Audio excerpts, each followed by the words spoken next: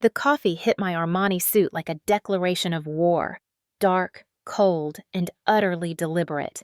The intern who threw it stood there in her too tight pink dress, lips curled in a sneer that belonged to someone who'd never faced real consequences. "My husband runs this hospital," she announced to her phone's camera, to the growing crowd, to me. "Ethan Caldwell, the CEO. He'll have you thrown out on the street where you belong." I pulled my phone from my purse, scrolling to the contact labeled "My Love," a label that suddenly felt like a sick joke, and pressed call. "Hello, darling," I said, my voice carrying across the marble lobby. "I think you should come down here. Your girlfriend just told me some very interesting things about your marriage." The funny thing about power is this: you never really know who has it until someone tries to take yours away. The Boeing 787 touched down at JFK with the kind of heavy thud that told you the pilot was tired, the plane was old, or both. After 6 weeks in Germany, negotiating equipment contracts in 3 languages while surviving on espresso and sheer stubbornness, I was ready to believe it was both. I closed the medical journal I'd been pretending to read, smoothed the creases from my slacks, and reached for my carry-on from the overhead compartment. The business class cabin smelled like recycled air and expensive cologne, the kind of sterile luxury that costs a fortune but feels like nothing at all. Outside, New York summer hit me like walking into someone's mouth, humid, aggressive, and oddly comforting in its familiarity. The kind of heat that makes you remember every summer before it, every time you've come home to this impossible city. My name is Victoria Bennett. I'm 34 years old, and on paper I have everything. Chairwoman of Apex Medical Group, majority shareholder, 65% of one of the largest private hospital systems in the United States. My father's legacy, his life's work, his impossible dream of healthcare that actually heals instead of just profits. The papers don't mention the cost. They don't talk about the 16-hour days or the board meetings where men twice my age speak to me like I'm playing dress-up in my father's chair. They definitely don't mention the hollow feeling in my chest when I come home to a house that's immaculate because no one really lives in it. A black town car waited at the VIP terminal, my driver Marcus holding a sign with my name, even though he'd been driving me for 5 years. "Professional courtesy," he'd say. I appreciated that about Marcus. He understood that some rituals matter, even when they're technically unnecessary. "Welcome home, Ms. Bennett," he said, taking my luggage with the efficiency of someone who'd done this 100 times before. "Good trip?" "Long," I said, sliding into the back seat. The leather was cool against my skin, the air conditioning a benediction. "But successful. We got the MRI equipment at 15% under the German supplier's initial quote." "Your father would be proud." Would he?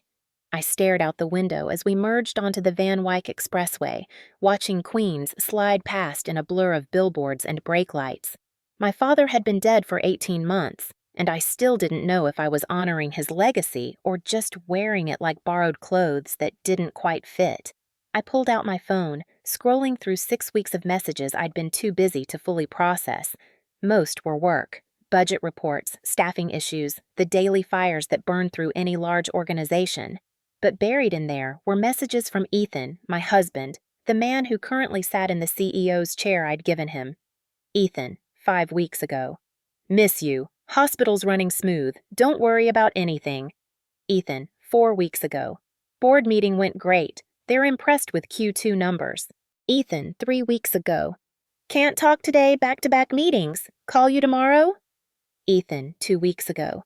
"Sorry I missed your call. Time zones are crazy. Love you." Ethan, 1 week ago. "Everything's fine here. Focus on your negotiations." The messages got shorter as the weeks went on, more distant. I told myself it was just busy season, just the natural ebb and flow of a long marriage, just my paranoid tendency to see patterns where there were only coincidences. But I'd built my career on pattern recognition, on seeing what the data was telling me, even when I didn't want to hear it. "Marcus," I said, making a decision. "Don't take me home. Take me to the hospital." He glanced at me in the rearview mirror. "It's almost 5 o'clock, Ms. Bennett. You've been traveling for 14 hours. Which means it's a perfect time to see how things really run when they're not expecting me." Something flickered across his face. Concern, maybe? or knowledge he wasn't supposed to have. "As you wish, ma'am." We crossed the Whitestone Bridge as the afternoon sun turned the East River into hammered gold. Manhattan rose ahead of us, that familiar skyline that always looked like possibility and threat in equal measure. Somewhere in that forest of steel and glass was my hospital, my inheritance, my responsibility, and my husband who'd stopped saying "I love you" in his texts somewhere around week 3. The drive took 40 minutes, traffic thick with summer tourists and evening commuters. I used the time to review files on my tablet, financial reports, patient satisfaction scores, the operational metrics that told you whether a hospital was thriving or just pretending. Everything looked good, better than good, actually. Costs down, satisfaction up, efficiency improvements across the board. So why did I have this knot in my stomach? Apex University Hospital rose from its prime Upper East Side real estate like a monument to my father's ambition. 20 stories of blue-tinted glass reflecting the late afternoon sun, the kind of modern architecture that's meant to project confidence and cutting-edge care. The stylized cross logo, my father's design, simplified and elegant, glinted above the main entrance. I'd grown up in this building, in a sense, spent my teenage years volunteering in the pediatric ward, did my medical school rotations here, back when I still thought I'd be a surgeon instead of an executive. Met Ethan at a hospital fundraiser, charmed by his easy smile and his apparent dedication to healthcare administration. Looking at it now, I felt pride. And something else. Something that tasted like copper and fear. "Drop me at the main entrance," I told Marcus. "I'll call when I need pickup." "You're not using the executive entrance?" "Not today." I wanted to see the hospital the way patients saw it. Wanted to walk through the front doors and observe without the filter of scheduled tours and carefully managed presentations. If something was wrong, I'd see it better from ground level. The lobby was everything it should be, clean, efficient, professionally chaotic in the way hospital lobbies always are. The PA system chimed with patient notifications. Families clustered around the information desk, that particular mix of anxiety and hope that you only see in hospitals. The antiseptic smell that no amount of air freshening can quite cover. The olfactory signature of illness and healing. I stood near the reception desk, pulling my carry-on to a quiet corner, adjusting my blazer. Just another visitor, another face in the crowd. The staff moved with practiced efficiency, and I felt a small swell of pride. Whatever else was happening, the hospital still functioned, still healed. And then I saw him. Doctor. James Sullivan was on his knees in the center of the main corridor, his white coat spread around him like wings, his hands moving in the practiced rhythm of CPR compressions. A middle-aged man lay beneath him, unconscious, and James's face held that particular expression of focused intensity that I remembered from medical school. The look of someone fighting death with nothing but knowledge and will. "Give him space!" James called out, his voice carrying authority without arrogance. "Someone call a code, and I need someone to check his medical alert bracelet. I'm seeing signs of hypoglycemia." A nurse rushed over with a glucose monitor. James kept compressions going, counting under his breath, sweat beading on his broad forehead. He looked older than I remembered. We all did, I supposed, 15 years after medical school. But the competence was unchanged. James Sullivan had always been brilliant, the kind of doctor who made difficult decisions look easy because he'd already thought through every possible complication. We'd been close once. Study partners who became friends, who became something that might have been more if the timing had been different. But I'd met Ethan, and James had congratulated me at my engagement party with a smile that didn't quite reach his eyes, and we'd drifted into the polite distance of former intimates. I hadn't seen him in 2 years. Not since the charity gala, the one we didn't talk about. The patient gasped, consciousness returning in that miraculous way that makes you remember why people become doctors in the first place. James helped him sit up slowly, talking to him in that calm, reassuring tone that probably saved as many lives as his medical knowledge. "There you are," James said. "Welcome back. You're going to be fine, but we're going to get you to the ER, run some tests." "When did you last eat?" I watched him work, felt something complicated move in my chest. This was what medicine was supposed to be. Someone with the skill and dedication to save lives because that's what you did, not because there was profit in it. The moment of beauty ended with the sound of heels clicking aggressively across marble. Hey! Hey! What is wrong with you people? The voice was young, shrill, and furious. I turned to see a woman, barely more than a girl, really, storming through the revolving doors, her phone clutched in one hand like a weapon. She wore a hot pink bodycon dress that was at least 2 sizes too small and aggressively inappropriate for a medical setting. Her makeup was thick enough to be armor, her lips painted a shade of red that screamed for attention. The blue intern badge on her chest read, Madison Pierce. She made a beeline for Henry, the elderly valet who'd worked at Apex since before I was born. Henry was a Vietnam veteran with white hair and gentle hands, the kind of man who remembered everyone's name and asked about your kids. Right now, he was shrinking under Madison's verbal assault. I told you to park my Mercedes in the shade, Madison snapped. Do you have any idea how hot black leather seats get? You're going to ruin my designer bag. How does someone like you even get a job at a 5-star hospital? I'm so sorry, miss, Henry stammered. It's been very busy. I don't care about your excuses. Move like a turtle. Probably think like one too. God, this is going to ruin my whole morning. She didn't wait for his response. Instead, she pulled out her phone, switched to the front-facing camera, and her entire demeanor transformed. The scowl became a bright, saccharine smile. Hi, everyone. Good morning to all my gorgeous followers. Your girl Madison had some drama with incompetent staff this morning, but whatever. I'm staying positive and cute for you guys. Show me some love. Tap that heart. I checked my watch. 4:47 p.m. She'd said morning, which meant she was just arriving for what should have been an 8 a.m. shift. Nearly 9 hours late, dressed in violation of every hospital dress code, verbally abusing a colleague, and live streaming during work hours. The blood rushed to my face. The vein in my temple started throbbing, the one that only appeared when I was truly angry. Was this what my hospital had become in 6 weeks? Was this the smooth running Ethan had promised? I looked back at James, still kneeling beside his patient, his scrubs soaked with sweat from the effort of saving a life. Then at Madison, pouting for her phone camera. The contrast was obscene. I released my carry-on handle and walked toward the entrance, my heels clicking on marble with the kind of sharp authority that made people look up. I placed a gentle hand on Henry's shoulder. He flinched, then looked up, his weathered eyes widening in recognition. Ms. Bennett, he started, but I put a finger to my lips.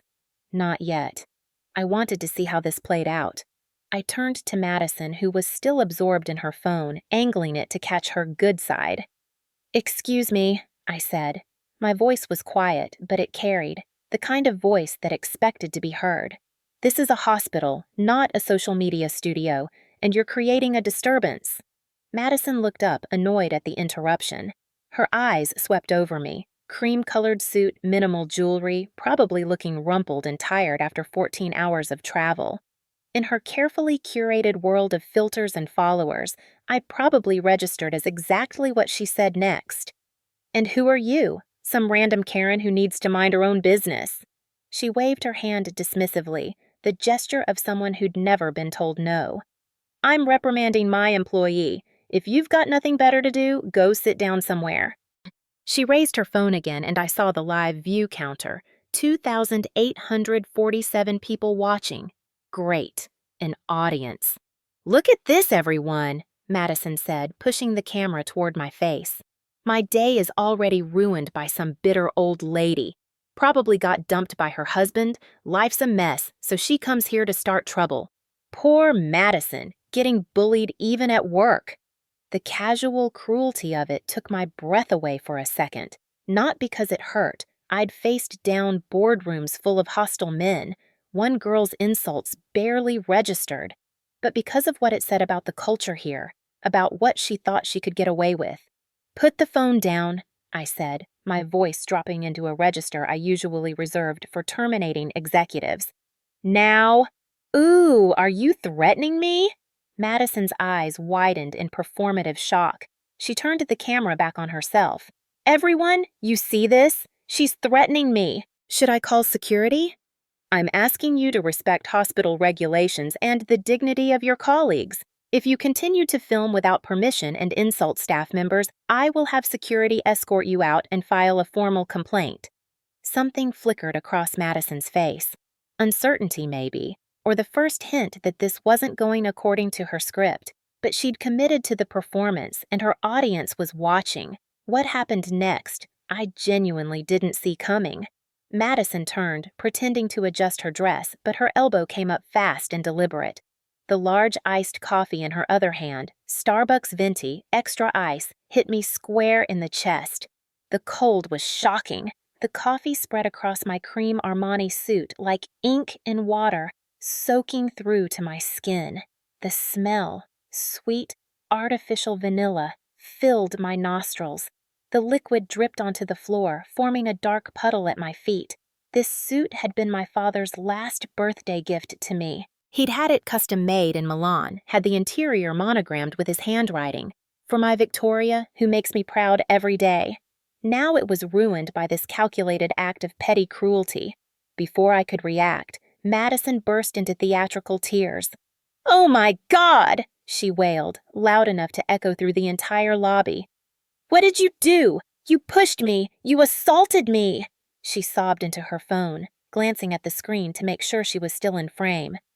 "Everyone, you're my witnesses. This crazy woman just attacked a healthcare worker. That's me!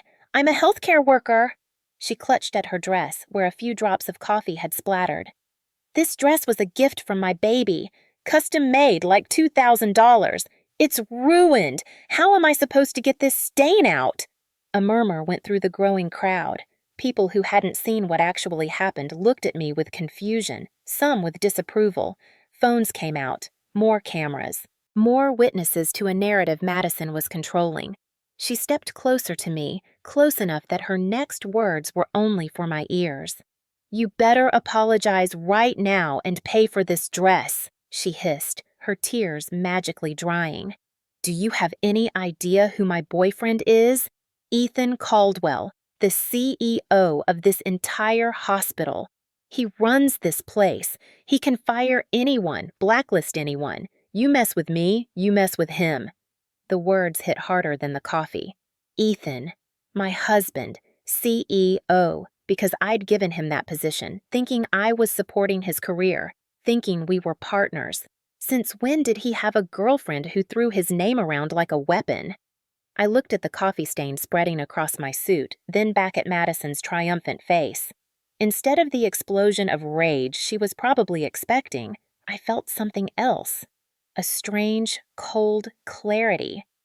"You said your boyfriend is Ethan Caldwell," I repeated, my voice steady. "That's right." Madison smirked, confidence returning. "Scared now? You should be. Get on your knees and apologize, and maybe I'll ask him to go easy on you." I reached into my bag, pulled out a handkerchief, and calmly wiped the coffee from my hands. When I looked back up, my expression must have been something because Madison actually took a small step back. "That won't be necessary," I said quietly. Before I could say more, a figure stepped between us. James Sullivan's back was broad, solid, and utterly immovable. He'd finished with his patient. I could see the paramedics loading the man onto a gurney in my peripheral vision. And now he stood between Madison and me, like a wall made of quiet authority. He didn't need to shout. The calm, dignified presence of a department head who'd spent 15 years earning respect was enough to quiet the murmuring crowd. Even the people with their phones out lowered them slightly.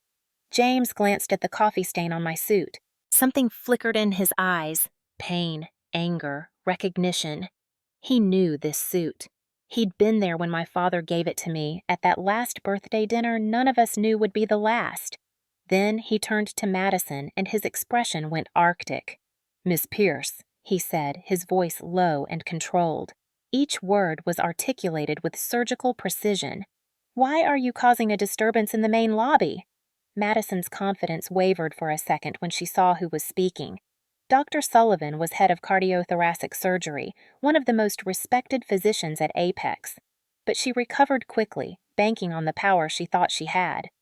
"Dr. Sullivan," she said, injecting false sweetness into her tone. You saw what happened. This woman pushed me, spilled coffee all over the dress my boyfriend gave me.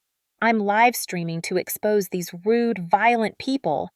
James didn't even glance at her phone. He simply pointed to the large plaque on the wall, the one listing hospital conduct regulations that my father had installed.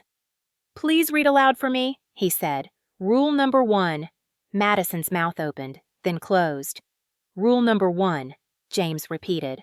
All staff will treat patients, visitors, and colleagues with respect and dignity. Rule number 3, professional attire is required. Dress code violations will result in disciplinary action. Rule number 5, personal business and activities that cause disturbance are prohibited during work hours. He looked at her. Now look at yourself and tell me how many of those rules you've broken. I'm a special case, Madison stammered, her face flushing. Ethan said I could dress creatively, that I could— Mr. Caldwell, James interrupted, is not above hospital policy. Neither are you. You're an intern, Miss Pierce. You're here to learn, not to berate 70-year-old veterans and live stream your personal drama. How dare you! I'm going to tell Ethan to fire you right now. You're just a hired doctor. You don't get to talk to me like— Standing behind James, I heard those words and felt something crystallize inside me. A hired doctor. She was calling James Sullivan, who'd trained at Johns Hopkins, who'd published groundbreaking research on minimally invasive cardiac procedures, who'd saved thousands of lives. A hired doctor. And she felt comfortable doing it because someone had given her that power. James let out a short, humorless laugh. A hired doctor. You're right about that. I was hired for my skills, for my knowledge, and for my integrity. What were you hired for, Miss Pierce? He took a step toward her, and she instinctively backed up. You claim to be CEO Caldwell's girlfriend. Let me tell you something about dignity and class. A woman with an ounce of either would never stand in a public place bragging about sleeping with her boss.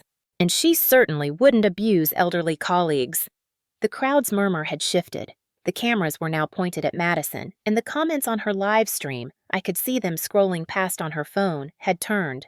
The doctor's right. She's got no class. Look how she's dressed. That poor lady in the suit. Madison's face cycled through emotions. Shame, rage, panic. She was losing control of her narrative, losing her audience, losing everything. She did what cornered animals do. She attacked. You're all ganging up on me, she shrieked into her phone, fresh tears streaming. The doctors here protect each other and bully the weak. I'm all alone. Ethan, baby, where are you? Come save me. They're going to kill me. James turned back to me, his expression softening. Victoria, he said quietly, using my first name for the first time in 2 years. Are you okay? Did the coffee burn you? I shook my head. I'm fine, James. Thank you for standing up for— Don't thank me for doing the bare minimum of human decency. He was about to say something else, probably about calling security, but I gently touched his arm. He looked down at my hand, and something complicated passed between us. Don't, I said softly. This is a family matter. Let me handle it. I want to see exactly who Ethan chooses to defend in this situation. James understood immediately. His jaw tightened, but he nodded. I turned to Madison, who was still screaming for Ethan into her phone. You want to call Ethan? I said, my voice carrying across the lobby. Allow me to help. I pulled my phone from my bag. The screen showed 5:03 p.m. According to the detailed schedule my executive assistant had sent me before I left Germany, Ethan was in a critical meeting right now. Department of Health officials, key investors from Singapore, the VIP conference room on the 5th floor. He was obsessed with his image in front of those people, always had been, the visionary leader, the principled executive, the man who balanced profit and purpose. I scrolled through my contacts to the name that once made me smile. My love. Funny how a label can become a lie without you noticing. I pressed call and switched to speakerphone, turning the volume to maximum. The lobby fell silent. Everyone straining to listen, including Madison, who'd stopped wailing mid-sob. The phone rang. Once, twice, 3 times. On the 4th ring, he answered. His voice was a hushed whisper, trying to maintain professionalism while clearly annoyed at the interruption. Tori, it's me. I'm in a huge meeting with the department and our Singapore partners. Did you land okay? Why didn't you tell me you were coming today? He still called me Tori, the nickname from when we first dated, when everything felt easy and possible. I didn't answer his questions.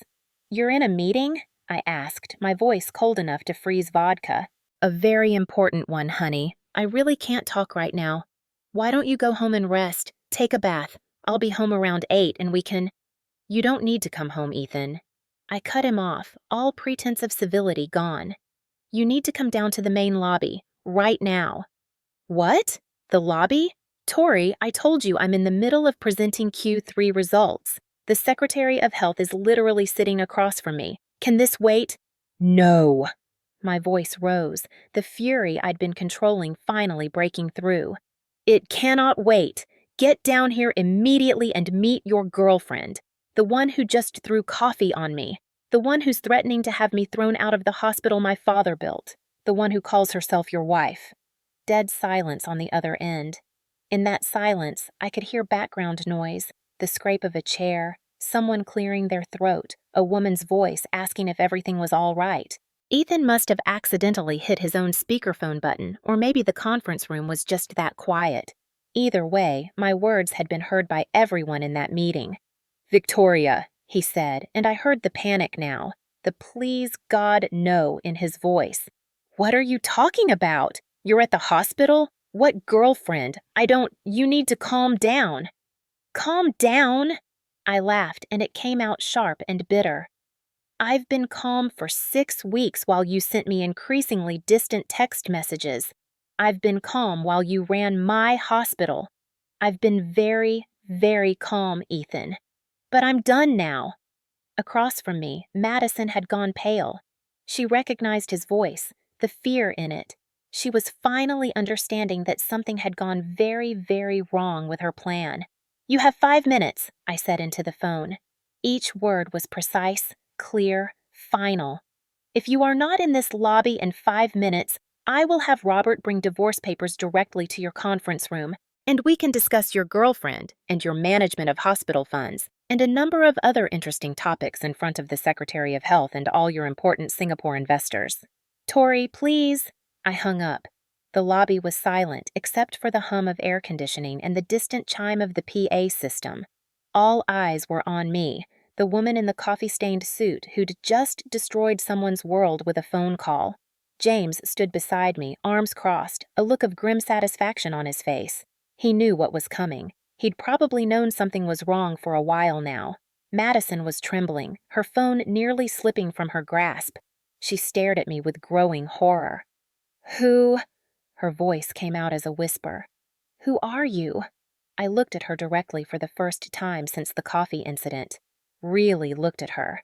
She was young, 26 at most, probably drowning in student debt if she'd gone to medical school. Maybe desperate, maybe just stupid, maybe both, but old enough to know better, old enough to be responsible for her choices. Why did you stop your live stream? I asked, noting that her thumb had finally hit the end button. Keep it rolling. Let's let everyone see how your boyfriend handles this situation. I pulled out my phone again and sent a quick text to Robert Harrison, my attorney and my father's oldest friend. M.E., main lobby. Now, bring the preliminary files. His response came immediately. Robert, already on my way. I'm in the building. Of course he was. Robert had always had an uncanny sense for when I needed him. The crowd had grown, hospital staff, patients, families, everyone drawn by the drama, by the promise of something breaking. I saw nurses I recognized, doctors from various departments, even some board members who must have been leaving late meetings. And then I heard it. The executive elevator dinging. The doors slid open. 5 minutes had become 3, which told me everything I needed to know about how panicked Ethan was. He burst out like a man running from a fire, suit jacket askew, tie loosened, sweat visible on his forehead and upper lip. His carefully maintained image of the polished executive completely shattered. His eyes swept the lobby. Me, coffee-stained and furious. Madison, terrified in her ridiculous dress.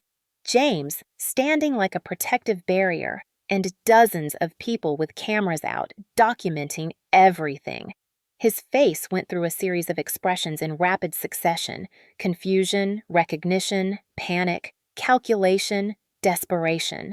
Our eyes met across the lobby, and I saw the moment he understood that everything, his career, his reputation, his carefully constructed life, was about to come crashing down. "Victoria," he said, his voice cracking slightly. "Let's talk about this privately. My office. This isn't—" "You don't have an office anymore," I said clearly, loudly enough for everyone to hear. "You're suspended, effective immediately, pending investigation into financial irregularities and gross misconduct." "You can't do that," he said automatically, then seemed to remember where he was, who was watching. "The board has to—" "I am the board, Ethan, majority shareholder. Did you forget that part? Did you forget who actually owns this hospital while you were playing CEO?" Madison was staring at Ethan, then at me, then back at Ethan. I could see her piecing it together, the fear in his voice, the way he didn't deny anything, the way he was looking at me like I held his life in my hands. Because I did. "Ethan," she said, her voice small and uncertain. Tell her about us. Tell her you love me." Ethan didn't even look at her, and in that moment of his silence, in his refusal to even acknowledge her existence, I saw the shape of his lies. The things he'd told her, the promises he'd made, the way he'd used her. I almost felt sorry for her. Almost. "Well, darling," I said to Ethan, my voice dripping with false sweetness. "Your girlfriend is waiting. Aren't you going to explain our arrangement? Isn't that what you told her? That we were basically separated? That it was just business partners?" The lobby had gone completely silent. Even the PA system seemed to have stopped.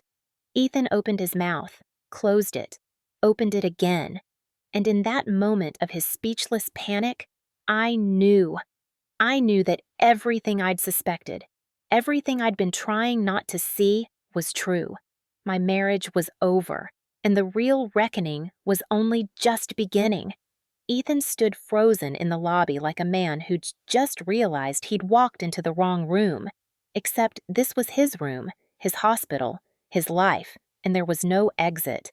Madison moved first, not toward me, not toward the crowd, but toward him, the one person she thought would save her. She crossed the space between them in quick, desperate steps, her heels clicking on marble. "Ethan, thank God," she said, reaching for his arm. "This woman, she's crazy. She attacked me, ruined my dress, and now she's saying all these insane things about being your wife. Tell her, tell everyone that we're together, that you love me." Ethan looked down at her hand on his arm like it was a snake. For a long moment, he didn't move, didn't speak. I could see him calculating, running through scenarios, trying to find the path that would save him.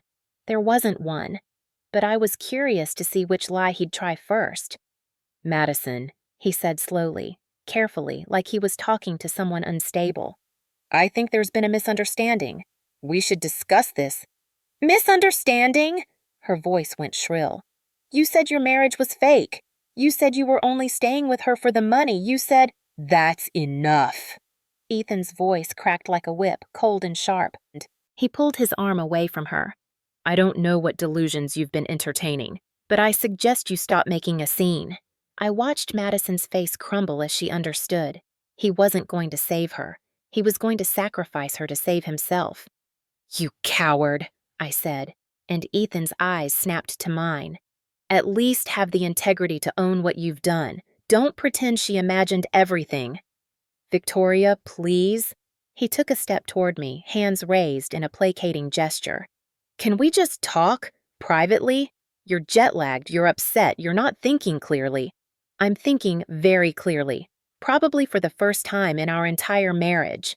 I pulled out my tablet from my bag. I'd been reviewing files during the car ride and some numbers hadn't added up. "Tell me about the medical equipment procurement. The $2 million allocated for the new MRI system and ventilators." Ethan's face went blank. That's in progress. Shipment is delayed due to customs." "Interesting." Because I just spent 6 weeks in Germany personally negotiating with the suppliers. They told me they never received any payment from Apex Hospital. No down payment, no contract, nothing. The murmuring in the crowd grew louder. I saw hospital staff exchanging glances, board members looking suddenly alert. There must be some confusion with the paperwork, Ethan said quickly. Too quickly. International transactions can be complicated. Ethan! James's voice cut through the lobby like a scalpel. He'd been standing quietly beside me, but now he stepped forward. Stop lying. We both know where that money went. Ethan's eyes narrowed. Dr. Sullivan, I should have known you'd be involved in this. Always hanging around, always watching Victoria like some pathetic— Careful, James said softly, but there was steel underneath. You're already in enough trouble. Don't make it worse. Trouble? What trouble? I'm the CEO of this hospital. I've increased efficiency by 12%, reduced operational costs. By selling patient data, James said flatly. The lobby went silent, Ethan's face drained of color. That's a lie. That's defamation. I'll sue you for— Sue me with what money? James pulled out his phone, tapped a few times, and held it up. I've been tracking tissue samples from the pathology department for 3 months. Samples that were marked for disposal but never made it to medical waste. Samples that somehow ended up in shipments to Gentech Solutions, a pharmaceutical company that specializes in genetic research. That's insane, Ethan said, but his voice had gone thin. Why would I— For $15 million. The voice came from behind us. Robert Harrison emerged from the crowd, a thick manila folder in his hands. He was 55, silver-haired, and had the kind of presence that made rooms go quiet. He'd been my father's attorney for 30 years and mine for the 18 months since his death. Robert, Ethan said, and I heard genuine fear now. This is a private matter. Nothing is private anymore, Mr. Caldwell, not when you involved federal law. Robert walked to my side, opened the folder, and pulled out several documents. These are bank records, legally obtained through subpoena. They show a series of transfers from Apex Hospital accounts to shell corporations. Those shell corporations then transferred funds to a company called Gentech Solutions. He held up another document. This is Gentech's patient database. Notice anything interesting about the patient ID numbers? They match Apex's medical record system. Specifically, they match patients who came through our oncology and cardiology departments, patients with rare genetic profiles that pharmaceutical companies pay premium prices for. That's circumstantial, Ethan said desperately. That doesn't prove— This does. Robert produced another paper. This is a signed contract between you and Gentech. Your signature, your initials, your personal email. You sold access to 2,000 patient genetic profiles over 18 months. The compensation, $15 million split between 3 parties. The lobby erupted. Phones came out. I heard someone say, recording this, and another voice saying, call the news. But I was focused on one thing Robert had said. 3 parties, I repeated. Who else? Robert looked at me, and something in his expression made my stomach drop. 2 board members, Gerald Wexler and Patricia Howe. The names hit me like a punch to the chest. Gerald Wexler, 72 years old money from Boston, on the board since before I was born. He'd been my father's friend, or so I'd thought. Patricia Howe, 53, former COO of a major pharmaceutical company, joined the board 3 years ago. Brilliant, ruthless, always talking about modernizing healthcare. They'd been at every board meeting, every strategic session, every discussion about the hospital's future. They'd been stealing from us the entire time. That's impossible, I said, but even as I said it, I was remembering things, small things. Gerald's insistence that we streamline the consent process for research participation, Patricia's push to digitize all patient records, make them more accessible, the way they'd both supported Ethan's appointment as CEO, praised his innovative thinking. They'd been building this together. I have proof, Robert said quietly. Bank transfers, emails, meeting records. They've been systematically exploiting patient data for profit. And when your father started asking questions about irregularities in the budget, he trailed off. When my father started asking questions, my father who died of a sudden heart attack 18 months ago, my father who was healthy, active, ran 5 miles every morning, my father whose last words to me were, "Something's not right with the numbers, Tori. I'm meeting with legal tomorrow." He died that night. "Robert," I said, my voice barely above a whisper, "my father's death. Tell me it was natural." Robert's face told me everything I needed to know before he spoke. "I can't tell you that," he said. "Not definitively. Not yet. But the police are reopening the investigation. Toxicology from 18 months ago showed elevated levels of digitalis. Heart medication," James interjected. "In therapeutic doses, it's life-saving. In large doses, it mimics a heart attack." "He was on digitalis," I said numbly. "For his atrial fibrillation. The doctor prescribed—" I stopped. Who was his doctor? Dr. Patricia Howe had access to his prescriptions, Robert said.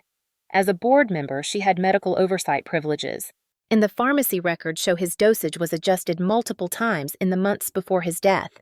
Small increases, nothing that would raise flags. Until it killed him, I finished. The lobby spun around me, the coffee stain on my suit, the crowd of people, even Ethan's pale face. It all became distant, unreal. My father hadn't died of natural causes. He'd been murdered, poisoned slowly, carefully, by someone he trusted, by someone I'd trusted. "I'm going to be sick," I said. James's hand was on my elbow immediately, steadying me. "Breathe," he said quietly. "Just breathe. We don't have definitive proof yet. We need to be careful about accusations." "Careful?" I turned on him. "They killed my father." "I know, but we do this right. We build the case properly. Otherwise, they walk free and we look like conspiracy theorists." He was right. I hated that he was right, but he was.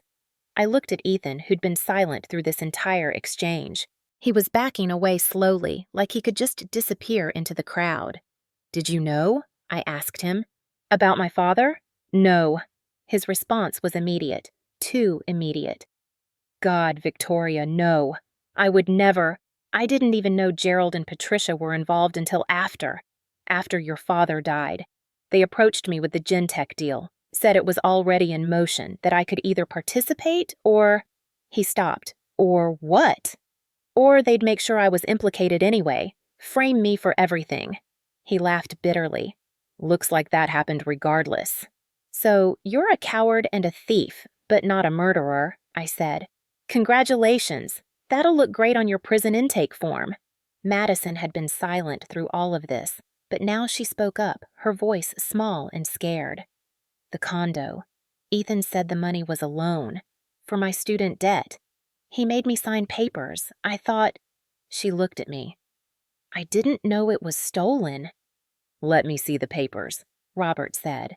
Madison pulled out her phone with shaking hands, scrolled through her email, and handed it to Robert. He scanned quickly, his expression darkening. "This is a shell company, same one used for the Gentech transfers." He looked at Madison. "How much did he give you?" $200,000, to pay off my loans. I have MS in my family. My mom's medical bills are killing us, and I just wanted—" Her voice broke. "I just wanted to not be drowning anymore." I saw her then, not as the arrogant girl in the pink dress, but as what she really was. Desperate, stupid, and used. "That doesn't excuse what you did," I said, "but it explains it." "What do I do?" Madison whispered. "You cooperate," Robert said. "Full testimony. Everything Ethan told you, everywhere you went together, every document you signed. Do that and we'll try to keep you out of prison." She nodded mutely. Ethan made a sound, maybe a laugh, maybe a sob. "This is insane. You can't prove any of this. You're manufacturing a conspiracy because you're hurt, because you can't handle that That you what?" I stepped toward him. "That you cheated? That you stole? That you helped cover up a murder? Which part am I supposed to not be able to handle, Ethan?"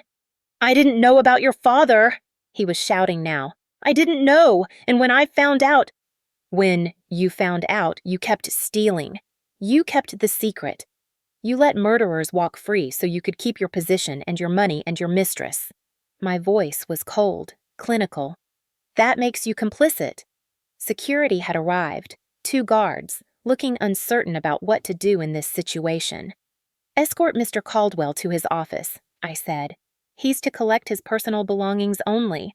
No files, no computer, no hospital property, and someone stays with him the entire time. Victoria, please. And Miss Pierce to HR. She's terminated effective immediately. Madison didn't protest. She just stood there, tears streaming down her face, the wreckage of her poor choices finally visible to her.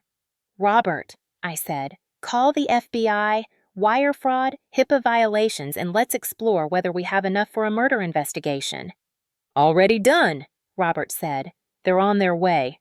I looked around the lobby, at the crowd of staff and patients who'd witnessed this entire disaster, at the phones recording everything, at the reputation of my father's hospital, currently being destroyed in real time on social media.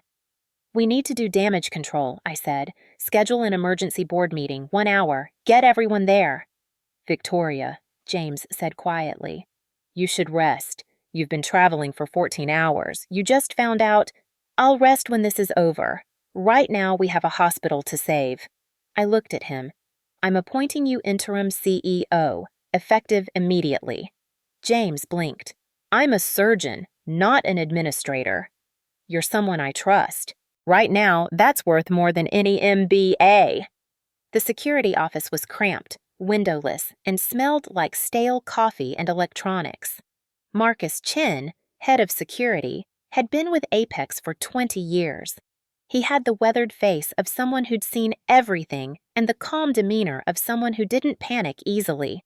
Right now, even he looked unsettled. Ms. Bennett, he said, gesturing to the monitors. I pulled footage like you asked, past 3 months, focusing on executive areas, parking garage, private entrances. I sat in front of the screens, James on one side, Robert on the other. The images were black and white, time-stamped, clinical.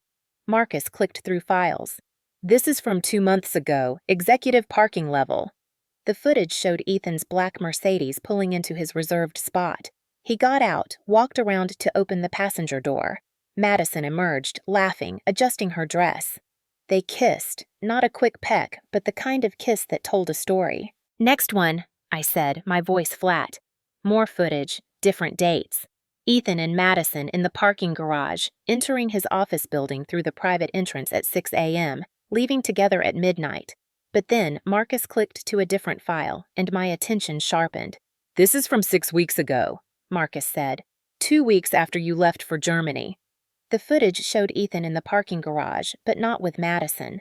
With 2 other people, Gerald Wexler and Patricia Howe.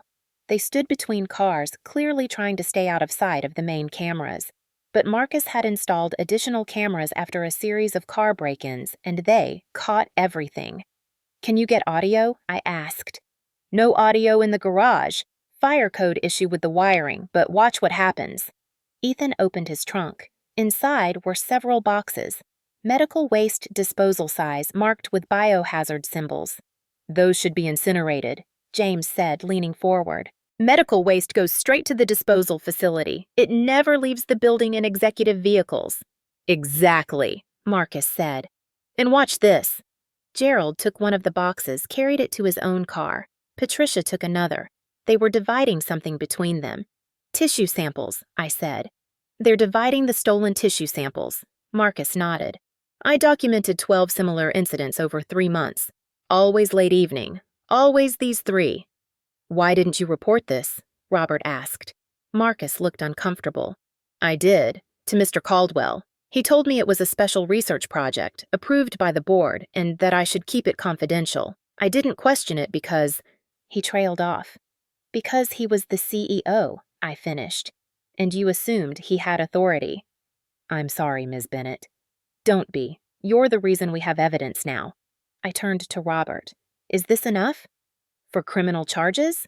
Absolutely. For board termination? More than enough.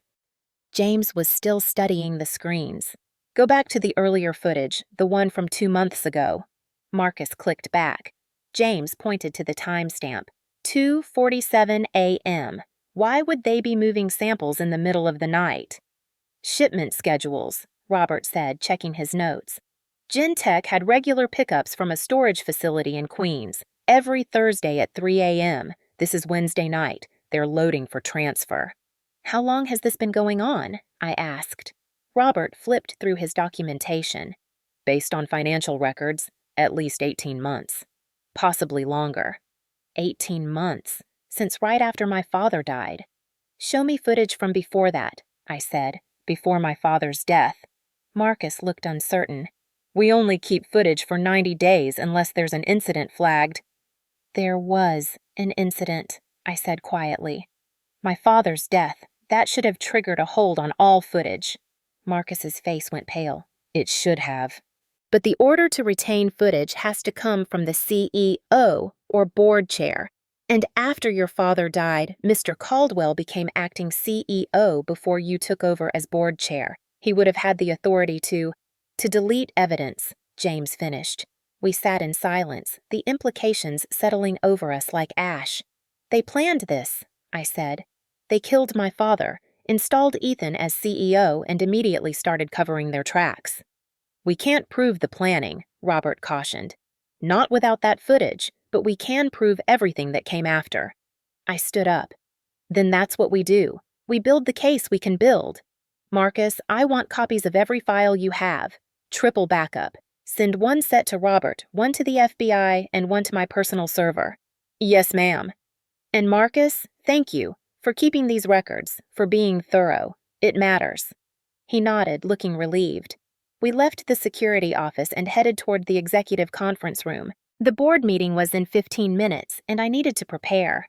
But first, I needed to know something. James, I said, stopping in the hallway. Robert kept walking, giving us privacy. 2 years ago, the charity gala. What happened? James stopped, his back to me. Victoria, this isn't the time. We're about to walk into a room with people who might have killed my father. I need to know who I can trust, and I need to understand why you disappeared from my life. He turned slowly. The fluorescent hallway lights made him look older, tired. You really don't remember? He asked. I remember pieces. We were talking on the balcony. You said something about not being able to watch anymore. Then Ethan showed up and you left, and after that, you stopped returning my calls. I told you I loved you, James said quietly. On that balcony. I told you I'd loved you since medical school, that watching you with Ethan was killing me, that I couldn't keep pretending I was fine with just being your friend. The memory came back in a rush. His face in the moonlight, the desperate honesty in his voice, my own confusion, the way I'd opened my mouth to respond. And then Ethan appeared, James continued, and he pulled me aside, very calmly, very friendly, and told me that if I ever spoke to you alone again, he'd make sure I lost my position at Apex, that he'd spread rumors about inappropriate conduct, that he'd destroy my reputation so thoroughly I'd never work in medicine again. He threatened you. He threatened my career, the only thing I'd ever wanted besides you. James smiled bitterly. So I made a choice. I stayed away from you. I focused on work. I tried to convince myself it was for the best.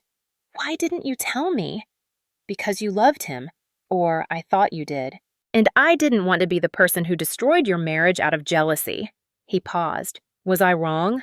I thought about my marriage, about the distance that had grown between Ethan and me, the way we'd become roommates instead of partners, the conversations we'd stopped having because they were too hard. I don't know if I loved him, I said honestly, or if I loved the idea of him, the idea of partnership, of having someone who understood the pressure of this legacy. But I never felt... I stopped. Never felt what? Safe, the way I feel when I'm with you. James's expression softened. He reached out, hesitated, then let his hand drop. We should go to the meeting. James. After, he said. After we deal with the board, after we save the hospital, after we make sure the people who killed your father face justice. Then we can talk about us. if there's still an us to talk about. He was right, but God, I wanted to be wrong. I wanted to take his hand, walk away from all of this, let someone else handle the fires. But I was my father's daughter, and he'd built this hospital to save lives, not to be a tool for profit and corruption. So I straightened my coffee-stained suit, lifted my chin, and walked toward the conference room. The executive conference room occupied the entire north side of the 20th floor. Floor-to-ceiling windows overlooked Central Park, the view carefully chosen to remind board members that they were at the top, that they had power. Right now, the view just made me think about how far there was to fall. 5 board members sat around the mahogany table. Gerald Wexler, 72, silver hair, 3-piece suit, the picture of old money respectability. He'd bounced my father on his knee when I was a child.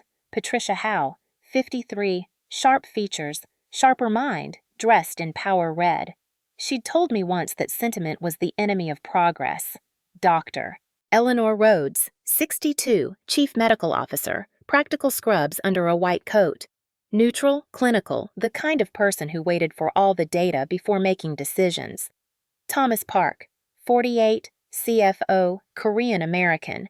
Quiet, but brilliant with numbers. He'd been my father's protege and the only person on this board I was certain I could trust. And now, James Sullivan, sitting in the CEO's chair, looking deeply uncomfortable but determined. I sat at the head of the table, my father's chair.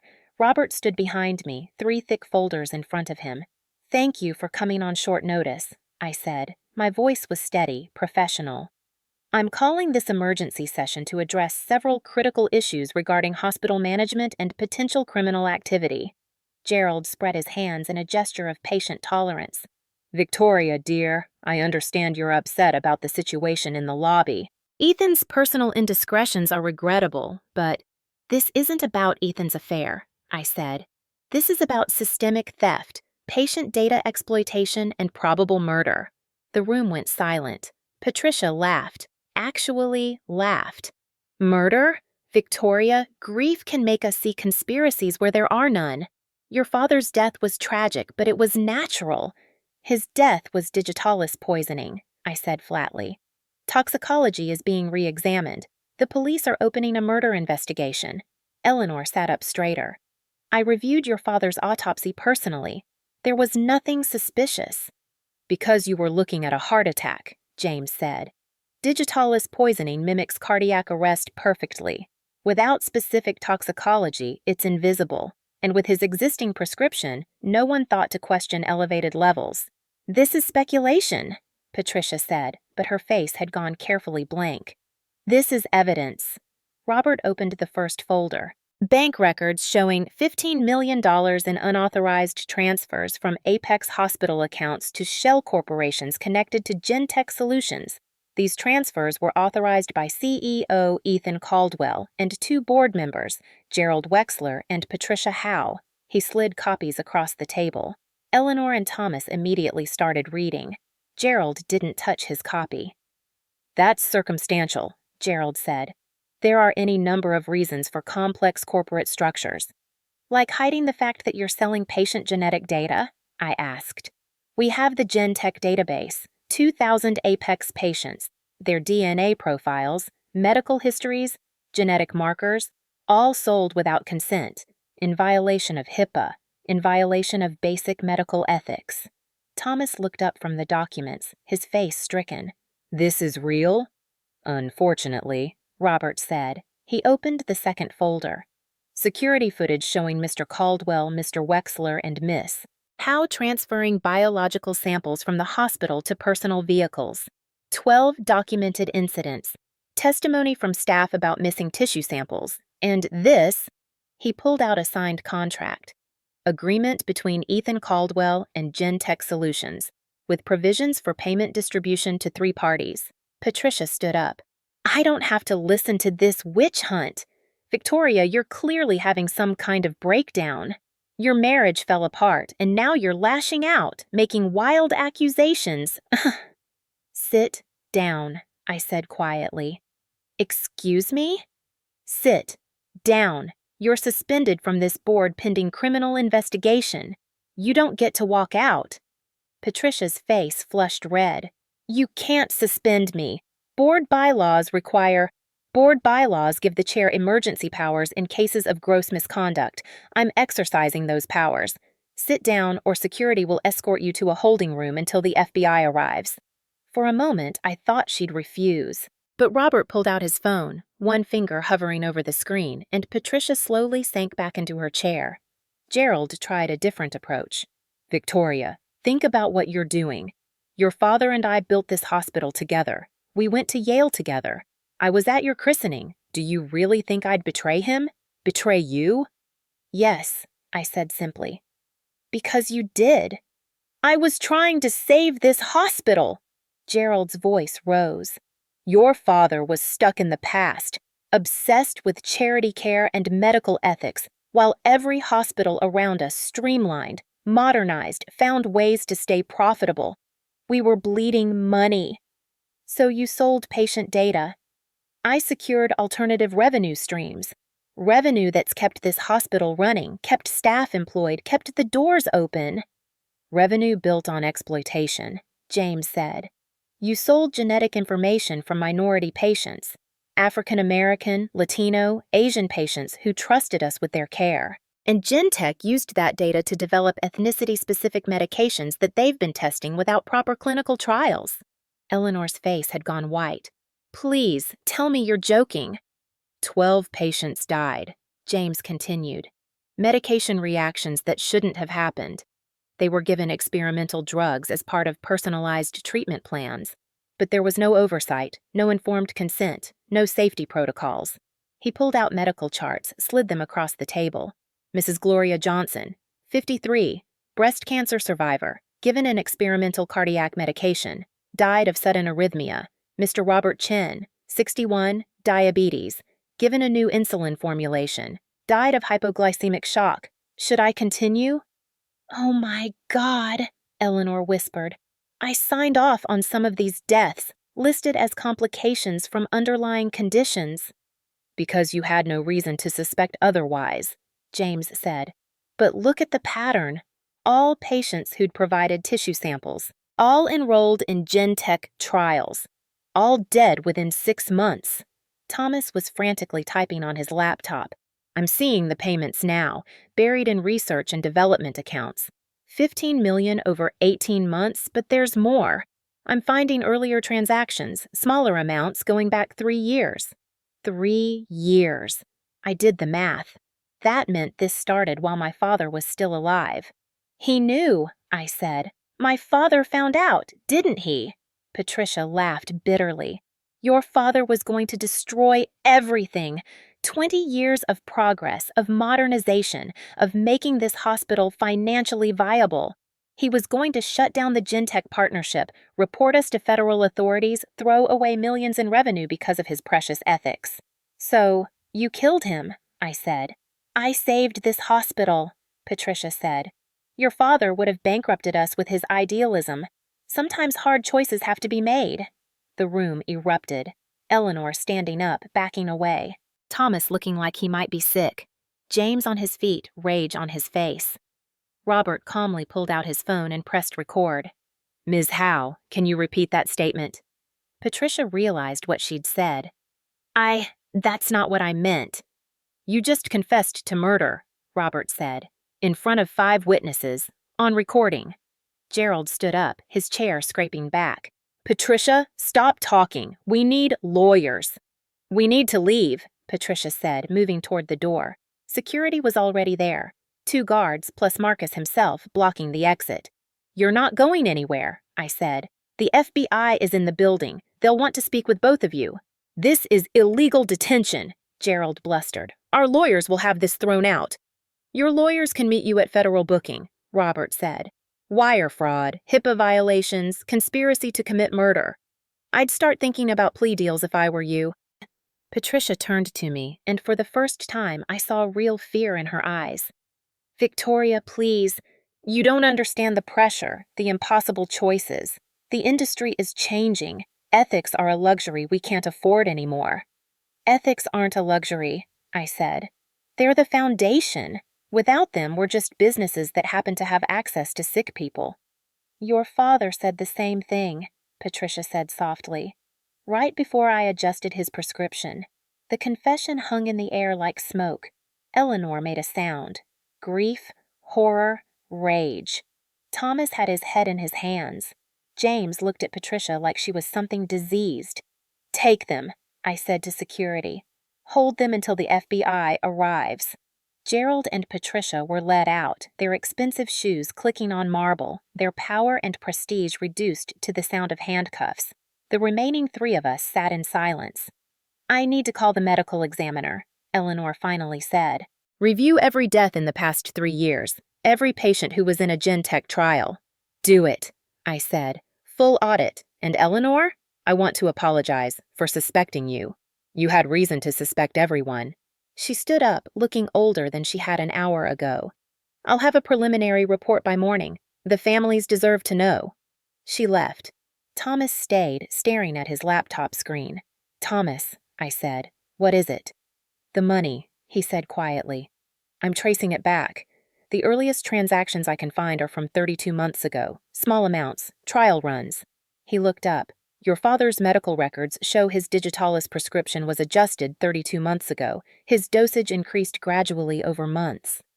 They were poisoning him slowly, James said, building up to a level that would cause heart failure without raising suspicion. He lived with poison in his system for over a year, I said numbly, while they stole from his hospital, while he worked beside them, trusted them. I'm sorry, Victoria, Thomas said. He tried to tell me. 2 days before he died, he said the books didn't match, that something was wrong. I told him I'd look into it. Then he died and Ethan became CEO, and suddenly I couldn't access certain accounts anymore. His voice broke. I should have pushed harder.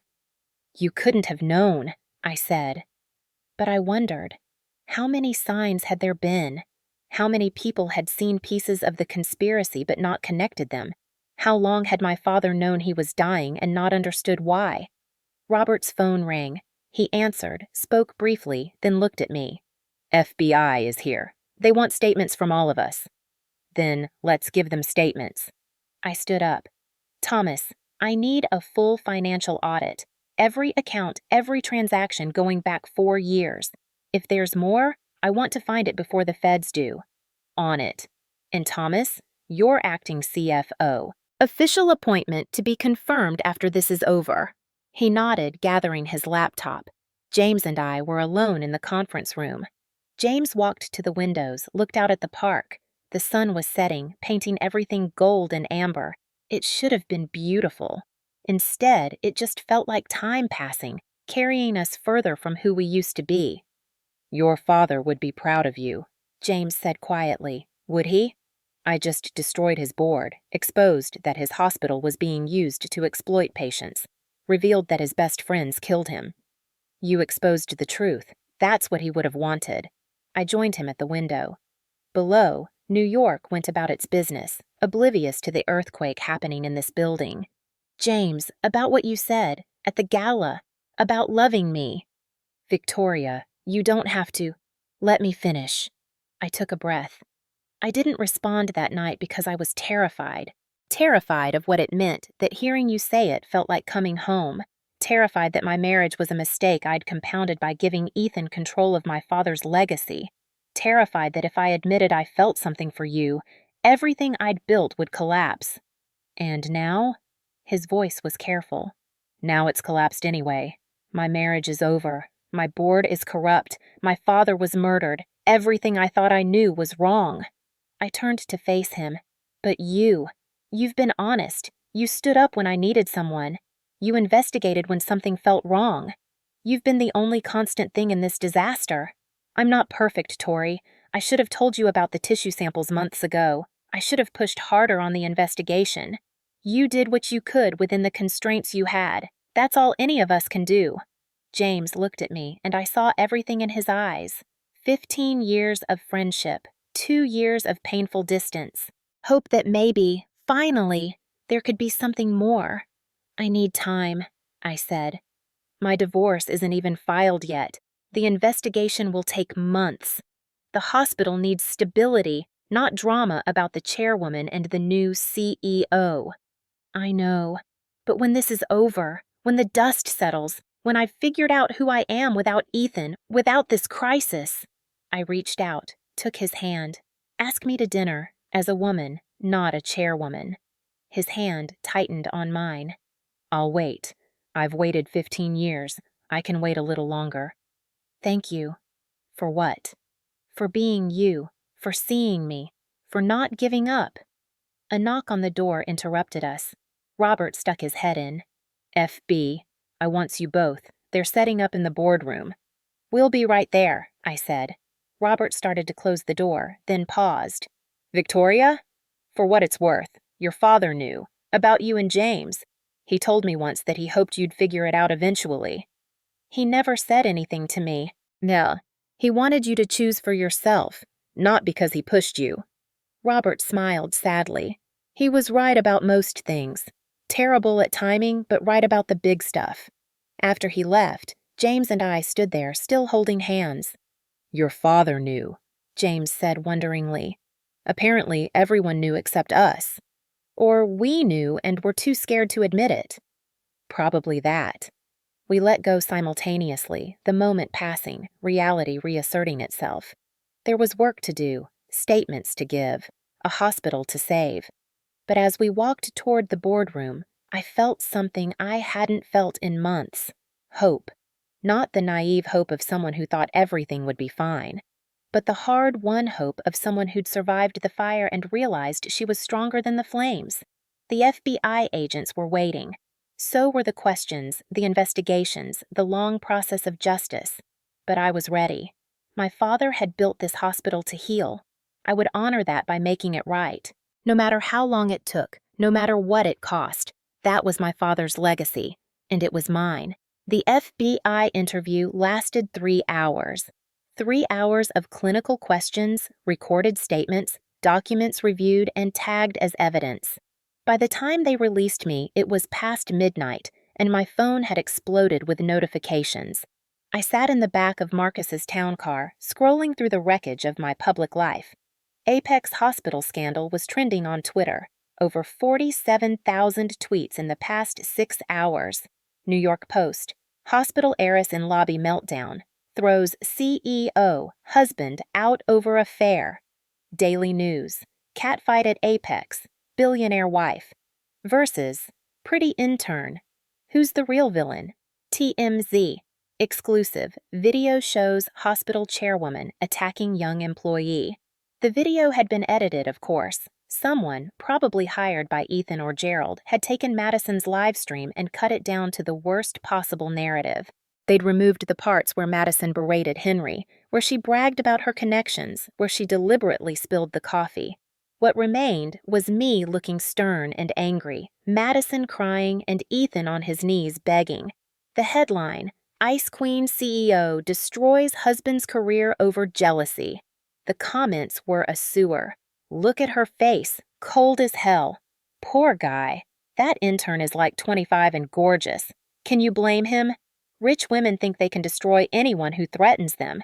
I heard she's been sleeping with that doctor for years. This was just her excuse. There were a few defenders, people pointing out the edited footage, the missing context, but they were drowned out by the manufactured outrage, the bot accounts with their identical talking points, the coordinated campaign to paint me as the villain. Ms. Bennett? Marcus glanced at me in the rearview mirror. Are you all right? No, I said honestly. But I will be. Take me home, Marcus. Home was a brownstone in the West Village, purchased with my own money before I married Ethan. It was smaller than the mansion we'd shared in Connecticut, but it was mine. No memories of a failed marriage, no echoes of arguments in empty rooms. Inside, I dropped my bag, peeled off my coffee-stained suit, and stood in the shower until the water ran cold. When I finally emerged, wrapped in my father's old Yale sweatshirt, it was 1:47 a.m. My phone rang. James. You should be sleeping, I said. So should you. Have you seen the news? All of it. Robert's office released a statement. Basic facts, no details that would compromise the investigation. But the narrative's already set. We're losing the PR battle. I walked to my living room window, looked out at the quiet street. A couple walked by, holding hands, laughing about something. Normal life. I'd forgotten what that looked like. "We can't win a PR battle with edited footage and bot armies," I said. "They have unlimited resources and no ethics. We have the truth, which is slower and less exciting. So what do? We do what we're good at. We build a case. We present evidence. We let the facts speak. That could take weeks, months. In the meantime, the hospital's reputation will survive. We've been operating for 40 years. We'll operate through this." I paused. "James, you should go home. Get some sleep. Tomorrow's going to be brutal." "Tomorrow? Victoria, it's going to be brutal for months." "I know, but we do it anyway." After we hung up, I made tea and opened my laptop. The hospital's official Instagram had been flooded with comments. The Facebook page was worse. Even our professional LinkedIn was getting hit with coordinated attacks. But buried in the garbage were other comments. "I'm a patient at Apex. The doctors there saved my daughter's life. Don't believe the headlines. I work at Apex. Ms. Bennett is tough but fair. This smear campaign is disgusting. That intern was always rude to patients. Good riddance. Real people, real experiences, being drowned out by the machine." I started a new document and began typing. "Statement from Victoria Bennett, Chairwoman, Apex Medical Group.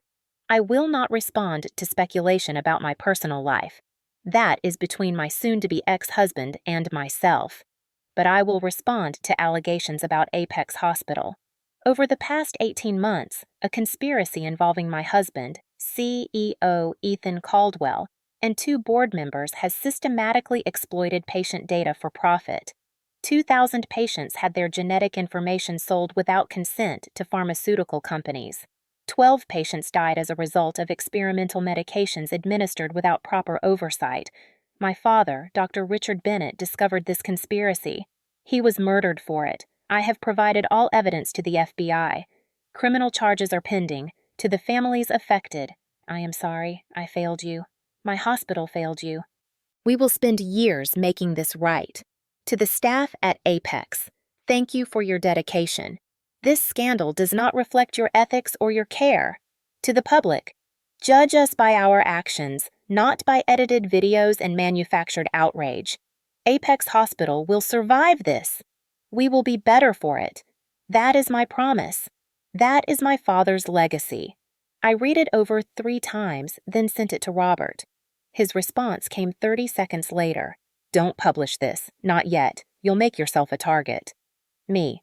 "I'm already a target. At least this way I control the narrative." Robert. "Victoria, as your attorney, don't." Me. "As your friend, trust me." I hit publish on the hospital blog, shared it to all official social media accounts. Then I posted it on my personal Twitter, which I hadn't used in months. The internet promptly lost its mind, but this time the conversation shifted. Not completely, not overnight, but enough that by morning, #TruthAboutApex was trending alongside the attack hashtags. Enough that journalists started asking harder questions. Enough that the narrative began to crack. I woke to sunlight streaming through my bedroom window and my phone ringing. Robert's face on the screen. "You published it," he said by way of greeting. "Good morning to you, too." "It's all over the news. Every outlet is covering it. The FBI is furious that you disclosed an ongoing investigation, and," he paused, "3 other hospitals have come forward. They've had similar thefts. They think it's connected." I sat up, suddenly very awake. "How many hospitals?" 3 confirmed. 5 more investigating. Victoria, this is bigger than we thought.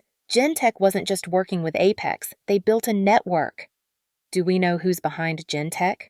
Working on it. Corporate structure is deliberately opaque. Shell companies, offshore accounts, the works. But we're tracing board members, investors, anyone with connections to Yale Medical School, class of 1992, I said, remembering what Ethan had told me.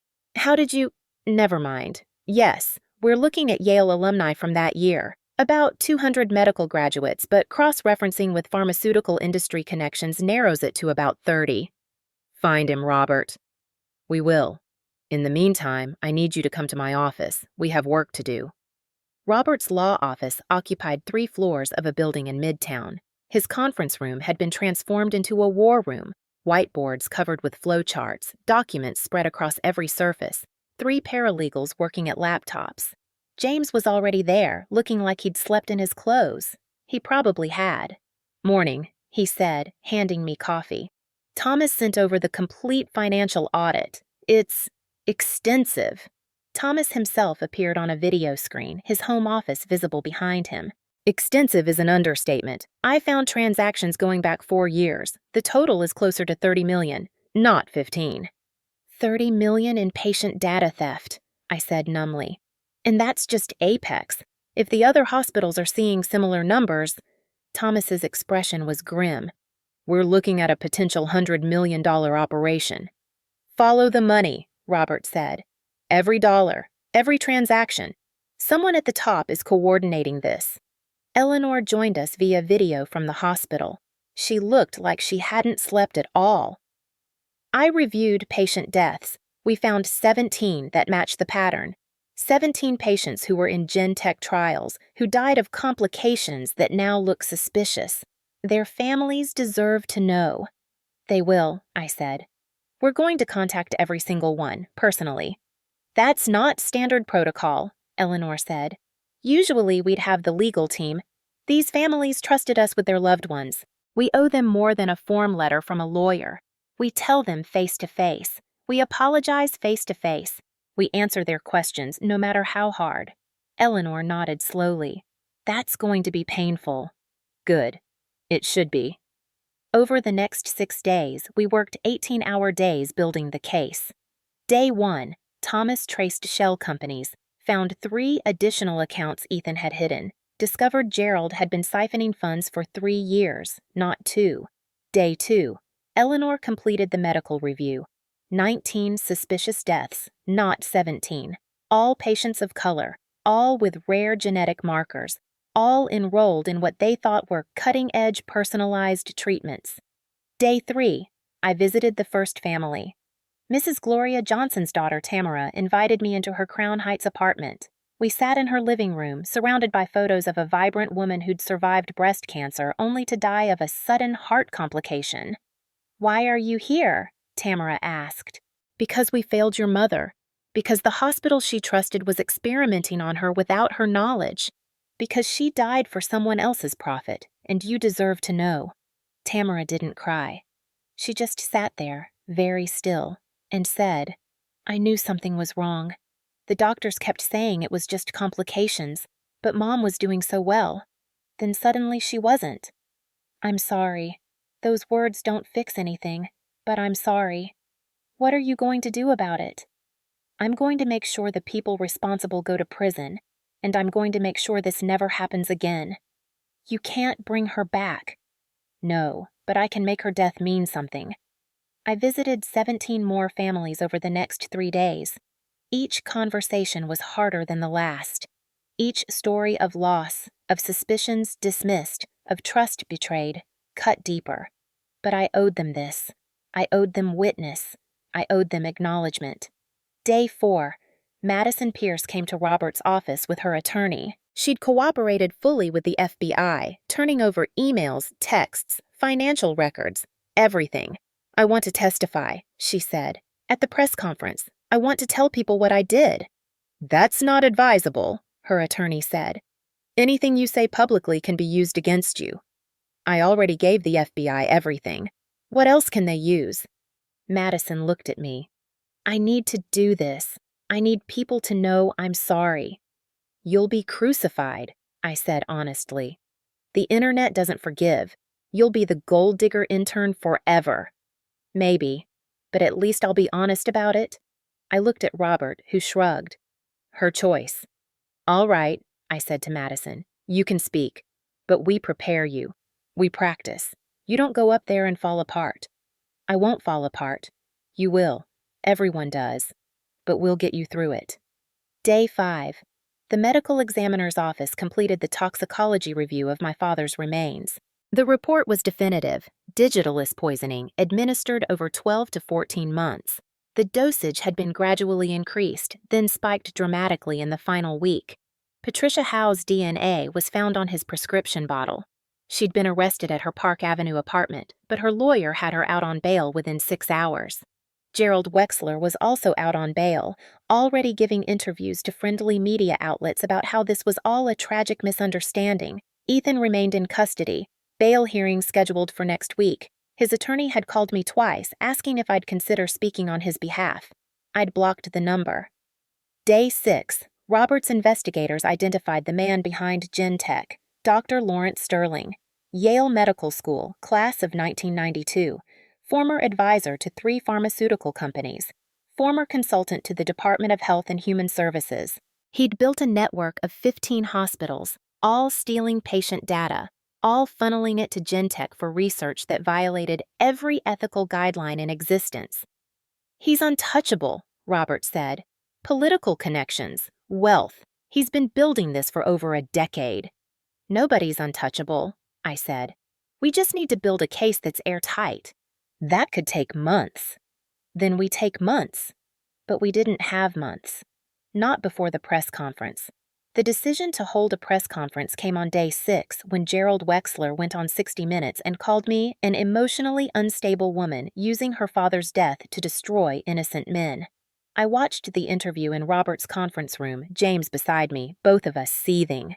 She's young. She's hurt. She's lashing out, Gerald said, his silver hair perfect, his 3-piece suit immaculate, every inch the respectable elder statesman. I've known Victoria since she was a child. I loved her father like a brother. The idea that I would harm him, that I would exploit patients, it's absurd. It's the accusation of someone who's not thinking clearly. The interviewer pressed, but the FBI has evidence. Bank records, security footage. Circumstantial, easily explained. What they have is a scorned wife with a vendetta and a talented attorney who's very good at constructing narratives. And the patient deaths? Tragic, yes. But correlation isn't causation. Sick people die sometimes. That's the reality of medicine. I stood up, walked to the window. Below, New York went about its evening. People heading home from work, unaware of the battle being fought for their right to trust hospitals. We have to respond, James said. We can't let him control the narrative. If we respond emotionally, we look exactly like he's describing, Robert said. Young, unstable, vindictive. So what do? I turned from the window. We do what we should have done from the start. We present everything. The evidence, the testimony, the truth. All of it, publicly. Victoria, that's not advisable, Robert said. The FBI wants us to keep quiet until they've completed their investigation. If we go public with details, we could compromise. They've had a week. Gerald and Patricia are out on bail, giving interviews, poisoning the well. Sterling is still untouched. How long are we supposed to wait while they destroy the hospital's reputation? These things take time. My father didn't have time. The patients who died didn't have time. We don't have time. I looked at both of them. We schedule a press conference. Tomorrow, we invite everyone, local news, national outlets, the tabloids that have been destroying us. We present the evidence. We tell the truth. All of it. If we do this, Robert said carefully, there's no taking it back. Once we reveal details of an ongoing investigation, the FBI could charge us with obstruction. They could, but they won't. Because we're not compromising their case. We're building public support for it. James stood up. I'm with Victoria. We've been playing defense for a week. It's time to attack. Robert looked at us both, then sighed. Against my better judgment as an attorney. I agree. But we do this right. We prepare. We anticipate every hostile question. We don't give them ammunition. Agreed. And Victoria, you need to be ready. They're going to ask about your marriage, about James, about whether this is all just jealousy. Let them ask. I'll tell the truth. Yes, my marriage failed. Yes, I have feelings for James. But this isn't about that. It's about patients who were exploited and a man who was murdered. If people can't see the difference, that's their problem. We worked through the night. Robert's team drafted a press kit with all non-classified evidence, financial records with names redacted, security footage, patient death statistics, expert testimony from Eleanor about the medical irregularities. James and I practiced Q&A until my throat was raw. Mock reporter. Ms. Bennett, isn't it true that you're having an affair with Dr. Sullivan? Me. No. Dr. Sullivan and I are colleagues and friends. My personal feelings are irrelevant to patient exploitation. Mock reporter. But you admit to having personal feelings? Me. I'm not discussing my personal life. Next question. Mock reporter. Dr. Sullivan, did you use your investigation as a way to get close to the chairwoman? James. I investigated because patients were dying. I reported my findings to the appropriate authorities. My relationship with Ms. Bennett is professional. Mock reporter. But you love her, don't you? James looked at me. Yes, I do. I've loved her for 15 years. I've never acted on it inappropriately, and it has nothing to do with patient data theft or murder. Next question. We ran through 50 variations.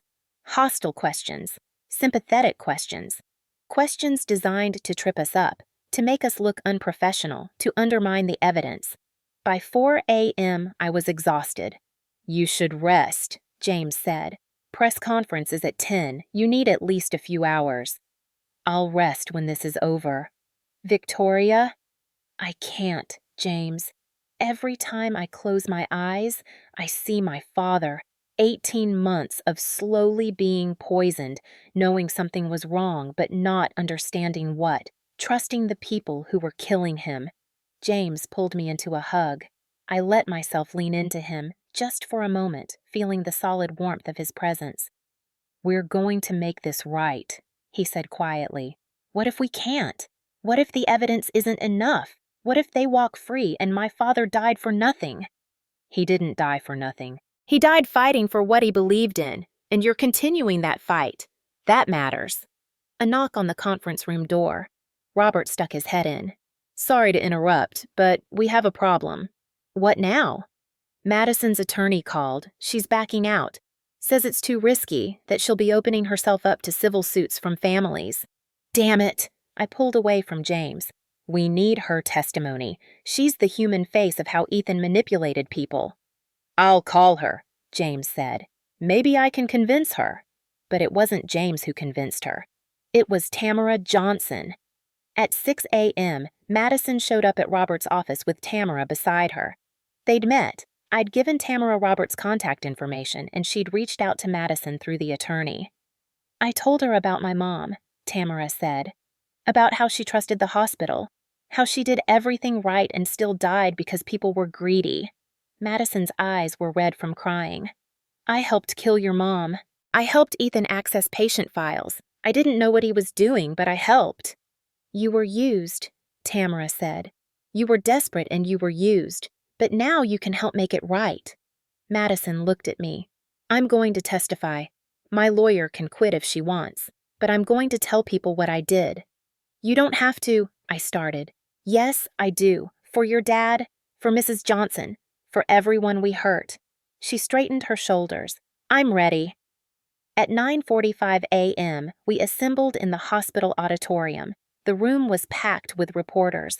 Local news, CNN, MSNBC, Fox News, even international outlets. Cameras everywhere. The energy was electric, anticipatory. I stood backstage with James, Robert, Eleanor, Thomas, and Madison. We were all dressed professionally. I'd changed into a black suit, simple and serious. Madison wore a conservative navy dress, no makeup, her hair pulled back. She looked young and scared and determined. You don't have to do this, I told her one last time. Yes, I do. At 10 a.m. exactly, we walked onto the stage. The camera flashes were blinding. Questions shouted before we even sat down. Robert raised his hand, and the room gradually quieted. Thank you for coming, I said into the microphone, my voice steady and clear. Over the past week, Apex University Hospital has been the subject of intense media scrutiny. Much of that coverage has been inaccurate. Today, we're setting the record straight. I laid out the facts methodically, clinically. The financial crimes, the patient data theft, the deaths.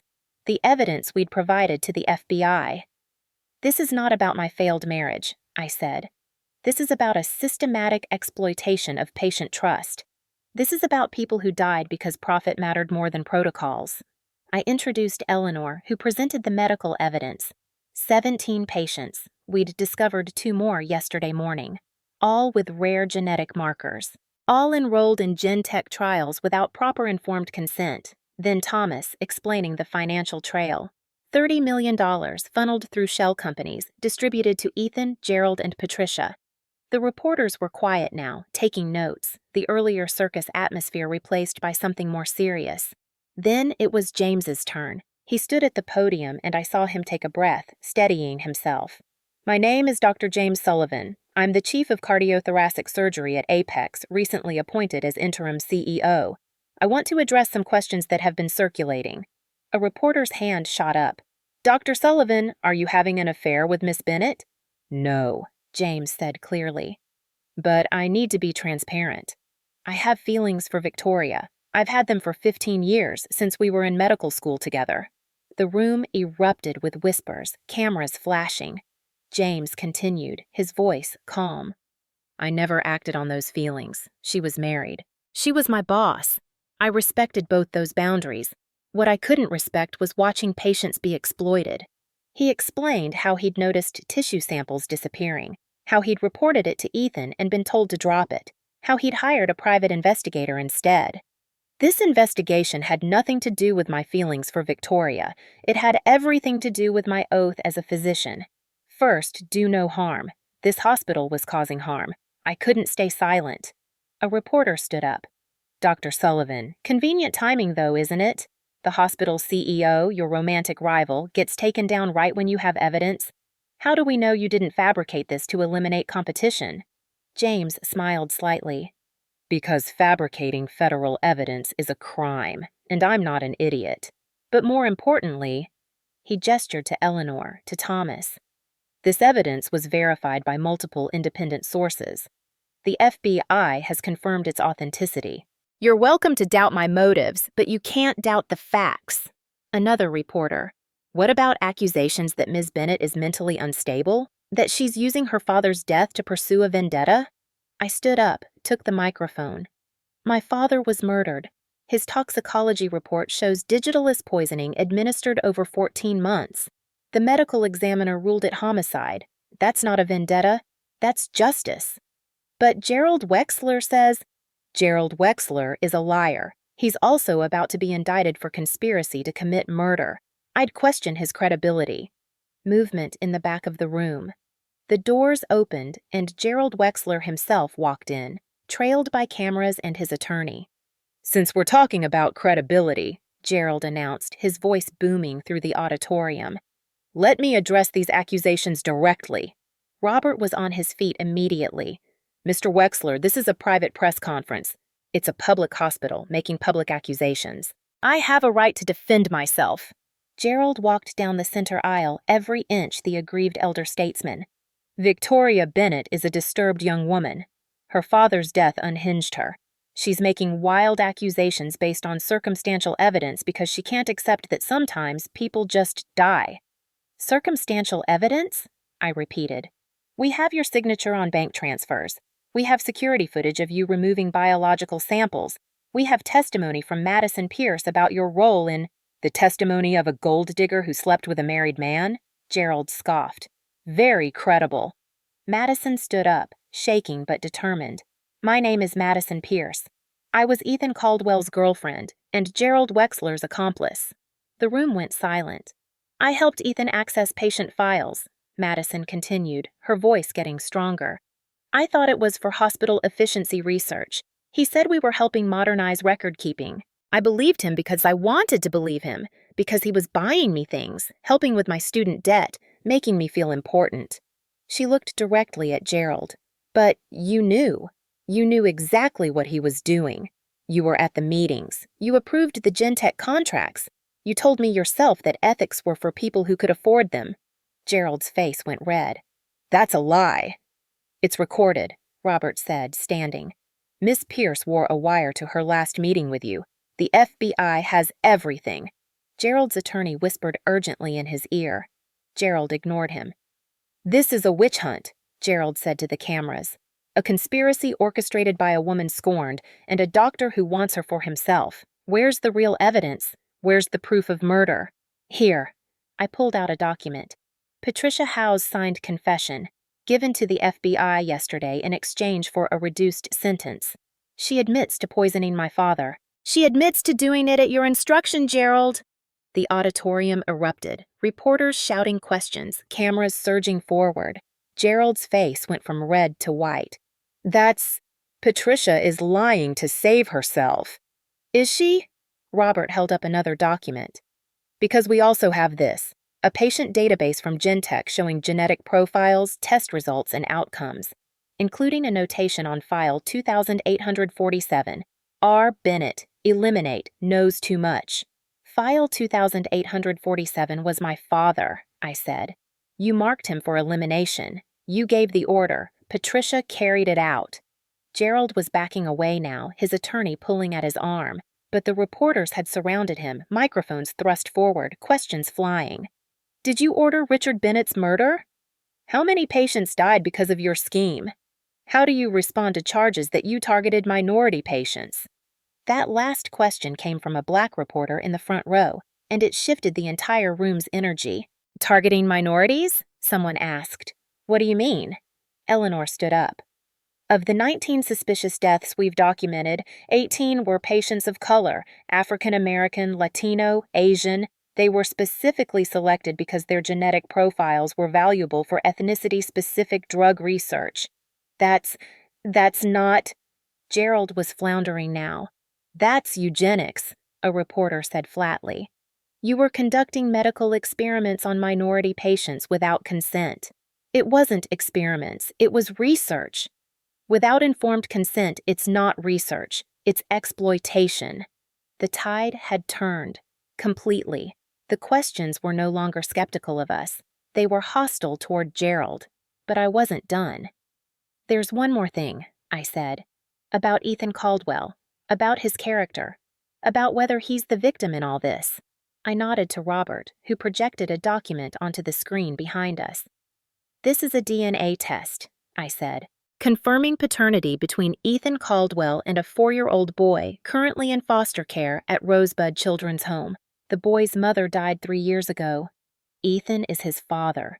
He's never visited, never provided support. He abandoned his own son."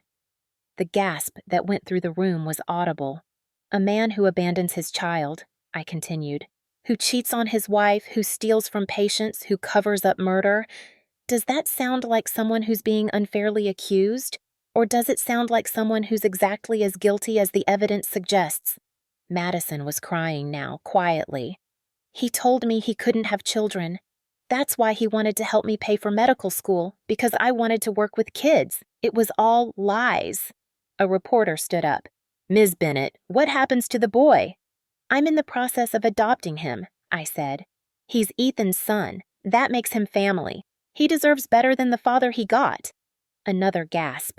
James looked at me in surprise. We hadn't discussed this, but the decision had crystallized in my mind yesterday when I'd visited the boy at the children's home.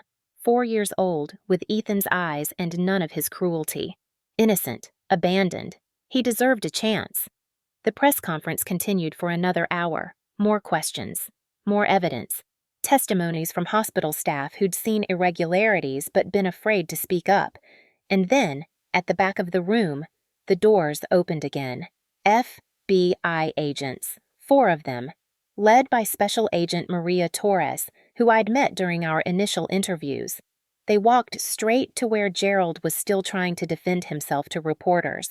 "Gerald Wexler," Agent Torres said, "you're under arrest for conspiracy to commit murder, wire fraud, and violations of the Health Insurance Portability and Accountability Act." The room went silent except for camera shutters clicking. Gerald's attorney tried to intervene. "My client has already posted bail. New charges," Agent Torres said, "based on evidence obtained this morning, including Ms. Howe's full confession and Mr. Caldwell's cooperation." "Ethan's cooperating?" I asked. "As of 6 hours ago. In exchange for a reduced sentence, he's providing testimony about the entire operation, including information about Dr. Lawrence Sterling. The name hung in the air. Several reporters immediately started typing, Googling, making connections. We're also issuing arrest warrants for Patricia Howe. Her bail is revoked, and Dr. Lawrence Sterling. The investigation is expanding to 14 additional hospitals. Gerald was led away in handcuffs. The circus atmosphere had returned, but this time we weren't the targets. The press conference ended with Agent Torres making a brief statement about the ongoing investigation, warning the public that more arrests were likely, and asking anyone with information about Gentech or Sterling to come forward. As the reporters filed out, as the cameras were packed away, I sat on the stage and felt the adrenaline draining from my body. James sat beside me. "You're adopting Ethan's son?" "Yes." "Did you just decide that?" "I decided it when I met him. He was playing with blocks, building a hospital, said he wanted to help sick people when he grew up." I looked at James. "How could I not?" "You couldn't." He smiled. "Your father would be proud." "My father would say I'm making things complicated." "Life is complicated. You're just honest about it." Madison approached hesitantly. "Ms. Bennett, I just wanted to say thank you for letting me speak, for not destroying me." "You destroyed yourself," I said honestly. "But you're rebuilding. That's what matters." "What happens now? For me?"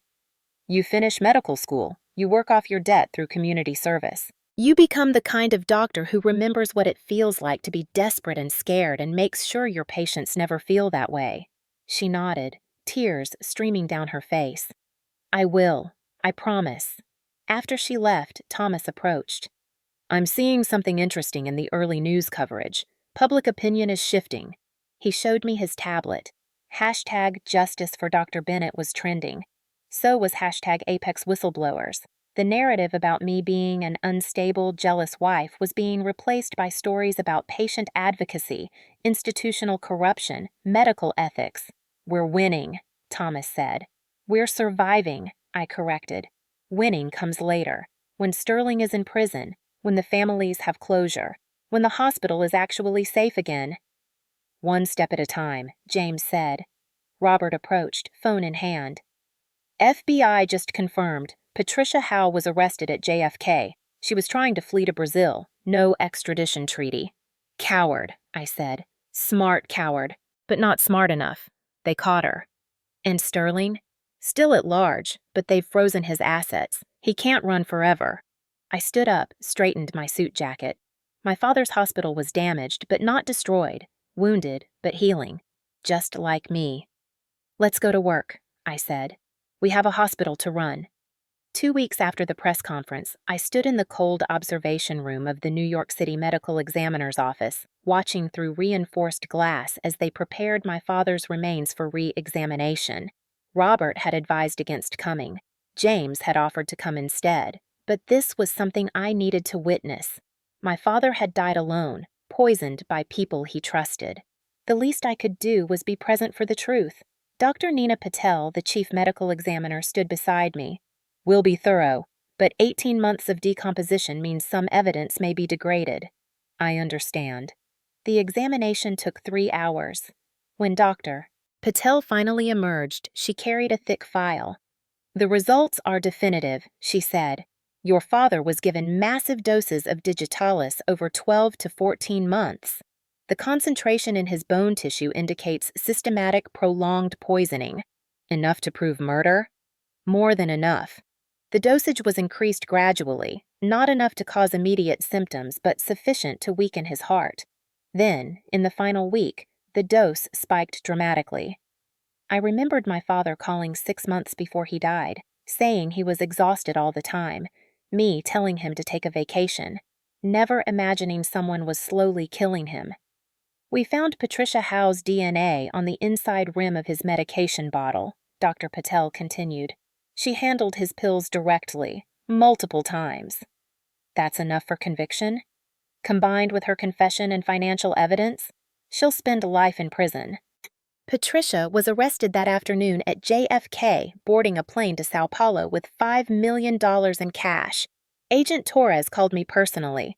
We have her. She's asking for a deal, 20 years instead of life in exchange for testifying against Sterling. No. My response was immediate. Ms. Bennett, her testimony could be crucial for Sterling's conviction. She killed my father over 14 months. She doesn't get to bargain. Sterling is responsible for hundreds of deaths across 14 hospitals. Without Patricia's testimony, his lawyers will claim he didn't know how samples were obtained. I closed my eyes.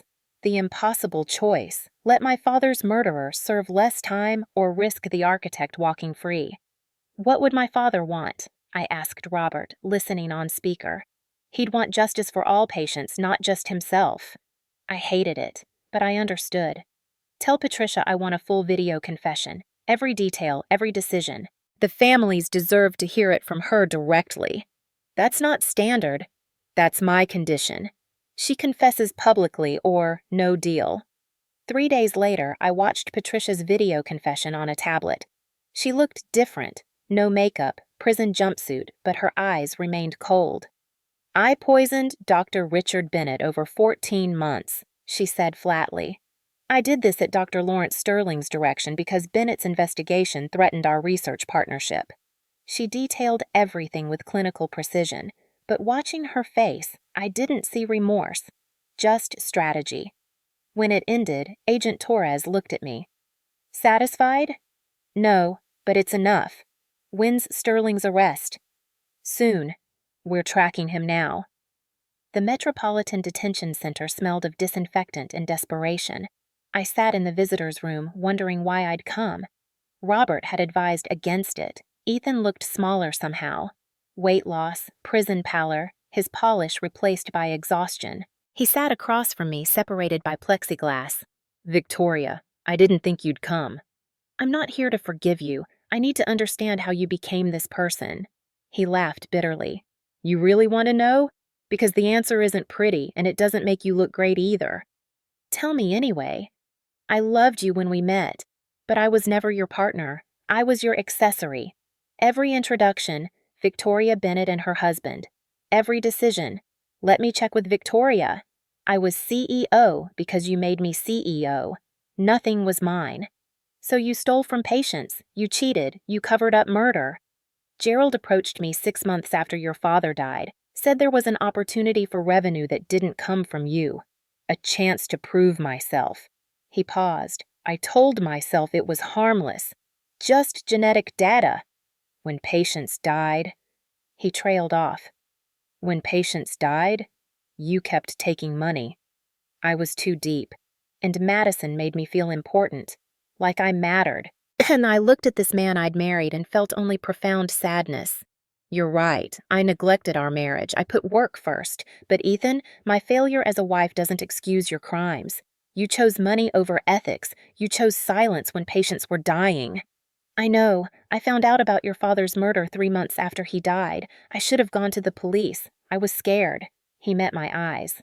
I'm cooperating now. Testifying against Sterling. It won't undo anything, but maybe it'll stop him. Tell me about Sterling. He's brilliant, charismatic, made the Gentech deal sound revolutionary, but he's paranoid, never met in person unless necessary. Patricia's the only one who can directly tie him to everything. He leaned forward. Sterling has someone inside the FBI feeding him information. That's how he stayed ahead. Patricia knows who it is. I'll tell Torres. And Victoria? About James. Don't wait. Don't make my mistake thinking you have time. You deserve happiness. I looked at him one last time. Goodbye, Ethan. 6 weeks later, we held an emergency shareholder meeting to restructure the board. The conference room felt different now, ghosts being exorcised by transparency. I stood at the head of the table looking at the new board, Eleanor Rhodes, Thomas Park, Dr. Marcus Washington, Rebecca Zimmerman, patient advocate, and James Sullivan. Before we begin, I said, I'm proposing fundamental restructuring. My father concentrated power in the chairman's position. That concentration allowed this conspiracy to thrive. I'm diluting my shares from 65% to 40%, establishing an independent ethics committee with veto power, bringing in permanent outside auditors, and creating a patient advisory board with real authority. You're giving away control. Thomas said. "I'm distributing it. Power should be checked and balanced." The vote was unanimous. Next, James's permanent appointment as CEO. "Dr. Sullivan has served admirably," I said. "I move to confirm him permanently." Rebecca spoke up. "I want to note, Dr. Sullivan was offered a position at Johns Hopkins during this crisis. More money, less controversy. He turned it down." James shrugged. "Hopkins has excellent coffee but terrible parking." Laughter broke the tension. The vote unanimous. Final item, Madison Pierce. The DA added permanent license surrender to her plea deal. Robert reported via video. "That wasn't what I approved," I said. "Her role was minimal. She cooperated fully. She deserves a second chance." "The public wants consequences." "Then we fight it. James, can Apex support her appeal?" "Yes. If she's going to be a doctor, she should be one." Eleanor added, "I'll testify on her behalf." I called Madison directly, put it on speaker. "The board voted to support your license appeal," I told her. "We'll provide legal assistance." Silence. Then, "Why?" "Because redemption matters." "But Madison, if we win, you commit to community health, free clinics, underserved populations. You'll serve people who can't pay." "I will. I promise." After hanging up, Eleanor smiled. "Your father would have done the same thing. He gave me a second chance 20 years ago after I made a serious error. That's why I stayed." 6 months later, on a crisp October afternoon, I stood on the hospital rooftop garden, the same place James had first admitted he loved me. James found me there with 2 cups of coffee. "Sterling's been located," he said. "Mexico City, extradition approved. He'll be on U.S. soil within 48 hours. Finally. Sentencing start next week. Patricia, Gerald, then Ethan." We stood in silence watching the sunset. "Victoria, I need to tell you something," James said. "Eleanor pulled me aside after the board meeting. She said that as CEO, I'm your direct report. That creates a power dynamic. If we pursue a personal relationship, it could be seen as inappropriate." "Is that what you think?" "No, but I care about optics, about doing this right." "There's no right way, only honest or dishonest." I turned to face him. "So let me be honest. James Sullivan, I've been in love with you since medical school. I ignored it because it was inconvenient. I denied it because I was married. I ran from it because I was scared. But I'm done running." His eyes widened. "I'm not asking for some grand gesture. Just dinner, as a man, as James, not as my CEO. Just you." "I have a free evening tonight," he said softly. "I also have reservations at an Italian place in the village. I've had them for 3 weeks." "You made reservations before asking?" "I've been waiting 15 years. I figured I should be prepared." I laughed. "You're presumptuous, Dr. Sullivan." "I'm optimistic, Miss Bennett." I reached up and pulled him into a kiss. Gentle, tentative, careful. The kiss of 2 people who'd waited so long they were afraid to rush. When we pulled apart, James rested his forehead against mine. "We should take this slow." "How slow?" "I don't know. I've never done the falling in love with your best friend who's also your boss thing." "I'm not your boss. I'm board chair. You report to the board." "Important semantics." He took my hand. "Here's what I propose. We date properly. We're honest with the board about our relationship. 1 day at a time. I can manage that." Below us, the city lit up building by building until Manhattan sparkled like a constellation. "My father used to bring me up here," I said. "He'd point out other hospitals and say, 'Victoria, we're not trying to be the biggest. We're trying to be the best, and the best is measured by how we treat people when nobody's watching.'" Wise man. He was, and I think he'd approve of us. He told me so years ago. He knew? Everyone knew except me. You knew. You just didn't want to know. And now I'm ready. 8 months later, I walked into the federal courthouse. James beside me, Robert on my other side. Behind us, patient families seeking justice. The courtroom was packed. Patricia Howe sat at the defense table, aged and diminished. Gerald Wexler sat separately. radiating hatred. And at the third table in orange prison garb, Dr. Lawrence Sterling, the architect. Judge Margaret Chin entered. "We're here for sentencing in United States v. Howe, Wexler, and Sterling. The court will hear victim impact statements." Eleanor spoke for the medical community. "These defendants broke the sacred trust between doctor and patient. The damage will take decades to repair." Thomas represented the financial harm. $200 million stolen across 14 hospitals, money meant for patient care. Then the families spoke. 17 stories of loved ones lost to greed disguised as progress. Tamara Johnson looked at Patricia. "You killed my mother. 20 years won't bring her back, but every day you're in prison, I'll know she got some justice." Then it was my turn. "My father founded Apex 40 years ago with one principle. Every patient deserves dignity and excellent care, regardless of ability to pay." I looked at Patricia. "You poisoned him over 14 months. You watched him suffer and did nothing. You killed him because his ethics threatened your profit." I turned to Gerald. "You were his friend. You gave his eulogy knowing you'd helped kill him. You used his death to expand your conspiracy. Finally, Sterling. You built a network across 14 hospitals, exploited 50,000 patients, made millions from suffering, and now you'll face consequences." Judge Chin called Patricia forward. "The prosecution recommended 20 years as part of your cooperation agreement," the judge said. "However, your cooperation was calculated and self-serving. I reject the plea agreement. I sentence you to 30 years without parole for the first 20. You will pay $15 million in restitution." Patricia collapsed. Her attorney objected weakly. Gerald received 25 years with parole eligibility after 18. $20 million in restitution. Finally, Sterling stood.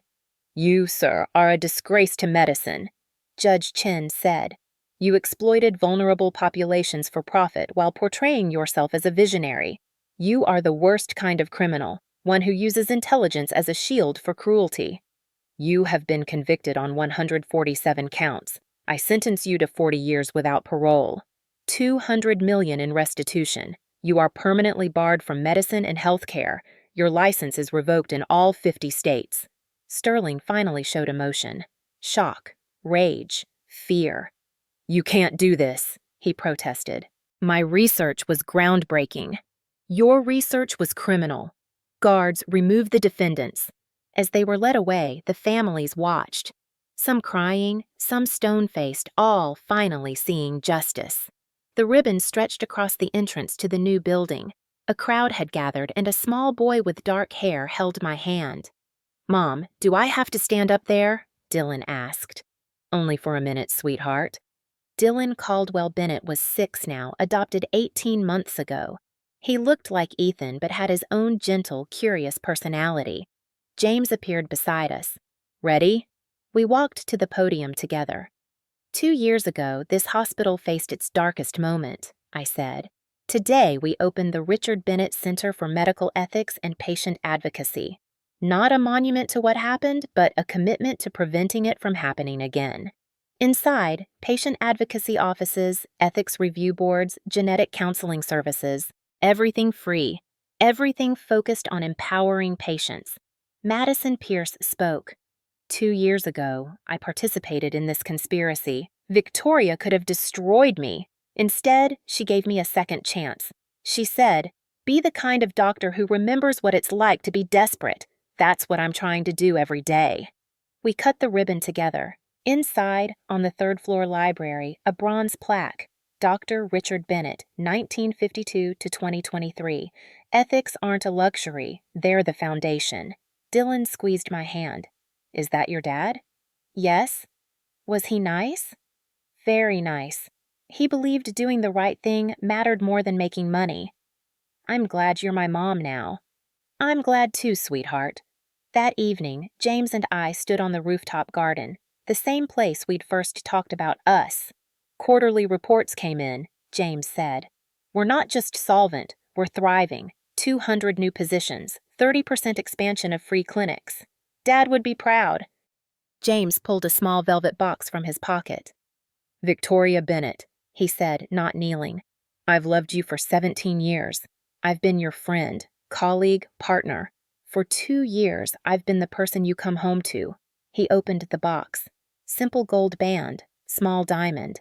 I'm not asking you to marry me right now. We've both been through too much. But I'm asking if maybe someday, when we're ready, you'd consider it. Building a life with me. Officially, forever. That's the least romantic proposal I've ever heard, I said. I'm terrible at this. You're perfect, because you're asking what I'm ready for, not what you want. So, is that a yes? It's a, ask me again in 6 months and I'll say yes. James grinned. 6 months? I can do that. Can you? I've waited 17 years. 6 more months is nothing. I pulled him into a kiss as the city lights came on below us, one by one, until Manhattan sparkled like a promise. On the anniversary of my father's death, I visited his grave. Simple granite headstone, Dr. Richard Bennett, beloved father, healer, visionary. I placed flowers, sat on the grass. It's been 2 years, Dad. We got justice for you. The hospital is doing well, better than well. We're exactly what you wanted us to be. The wind rustled leaves overhead. James is CEO, permanently. And we're together, finally. I know you knew. Thank you for approving. I pulled my knees to my chest. I adopted Dylan, Ethan's son. I think you'd love him. He asks about you sometimes. I tell him you were the best man I ever knew. My voice cracked. I miss you every day, but I'm okay. We're okay. You can rest. James appeared with Dylan. Your family's here, I told my father. Not the one I expected, but the right one. Dylan handed me a drawing, a hospital with a heart. For Grandpa, so he knows we're taking care of his hospital. I placed it on the grave, weighted with a stone. He knows, sweetheart. 6 months later, on a spring evening, James and I stood on the rooftop garden again. Quarterly reports show we're thriving, James said. 200 new staff, expanded free clinic. Dad would be proud.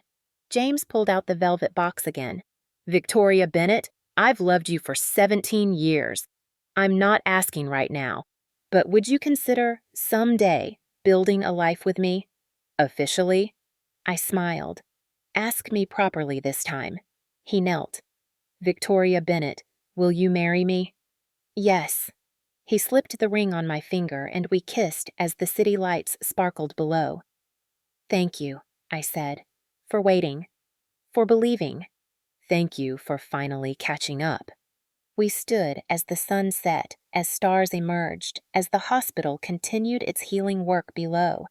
My father had built this place to save lives. I'd rebuilt it to honor truth. The cost of integrity was high, but the reward was everything. My father used to say hospitals are built on science and trust. Science heals the body, trust heals the soul. We'd lost the trust, but we'd earned it back. One patient at a time. One honest conversation at a time. One ethical choice at a time. That was his legacy. And mine. The chairwoman's reckoning wasn't about revenge. It was about remembering our oath. First, do no harm. We'd done harm, but we'd made it right, and that was the only reckoning that mattered.